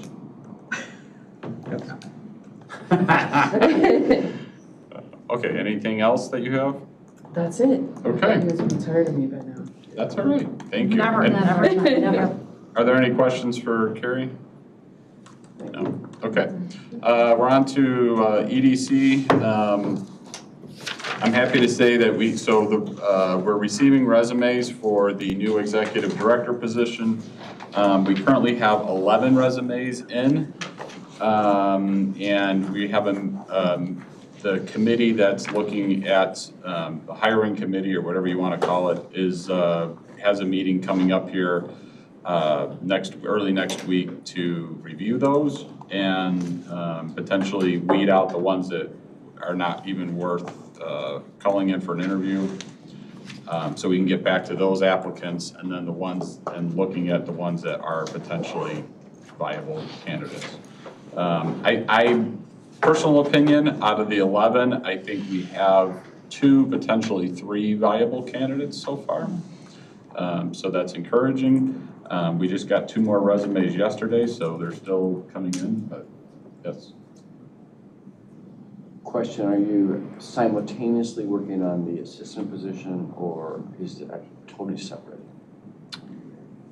The assistant position we already have. Wasn't that it? Well, so James is that assistant right Okay, so now. it's now kind of just moved up the docket, is that? I guess I'm not understanding.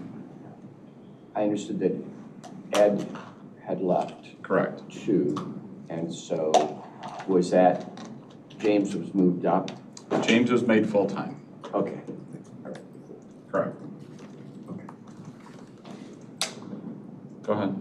I was looking at something. So are you bringing in somebody to help with the review process? Is that what I heard you say, or no? No, so the board members, we have a committee of 5 from the board that will be reviewing resumes and then making recommendations to the full board as far as actual interviews, on site or Zoom, depending on where they live, to do the actual interviews. And then basically the interviews itself will be open to the full board if anyone wants to participate in, the actual interview process. But there was a subcommittee that was created just, to kind of weed through everything and have that discussion, so.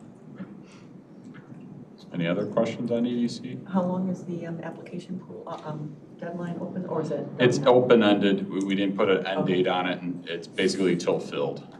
Okay. Yeah. Anything else? Okay, Natural McHenry County. Well, good morning.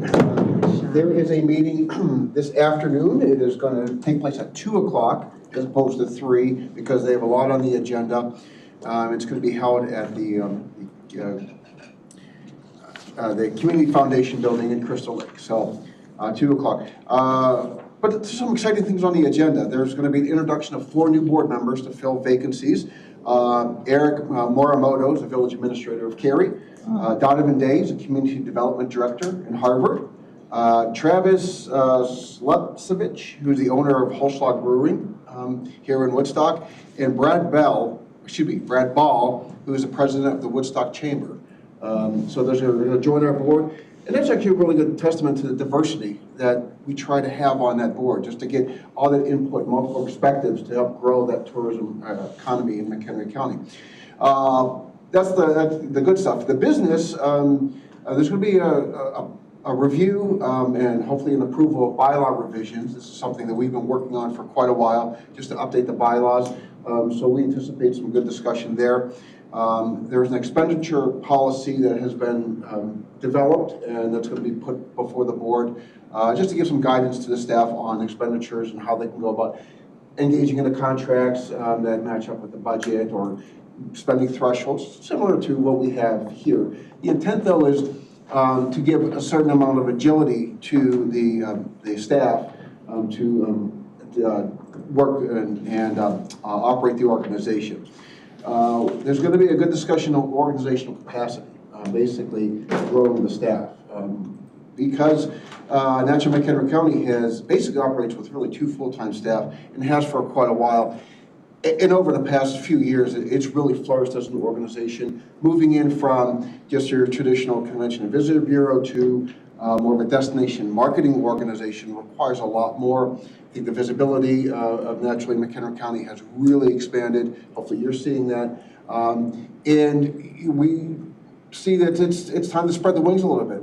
We've taken off. Now we want to fly. So there's going to be some discussion there. Of course, we have to look at budget and what that new position will do. So we're going to have a good presentation on that. That's really it. But it's going to be anticipate a lot of discussion, which is why the meeting's going to be an hour longer than normal. So with that, any questions on Natchez McHenry County? Can you name the people again? You had Eric from Cary, and then Donovan? Sure, Donovan Day from Harvard. Yeah. And where is that? Travis Slivovich from Holstog Brewing, and Brad Ball from the Woodstock Chamber.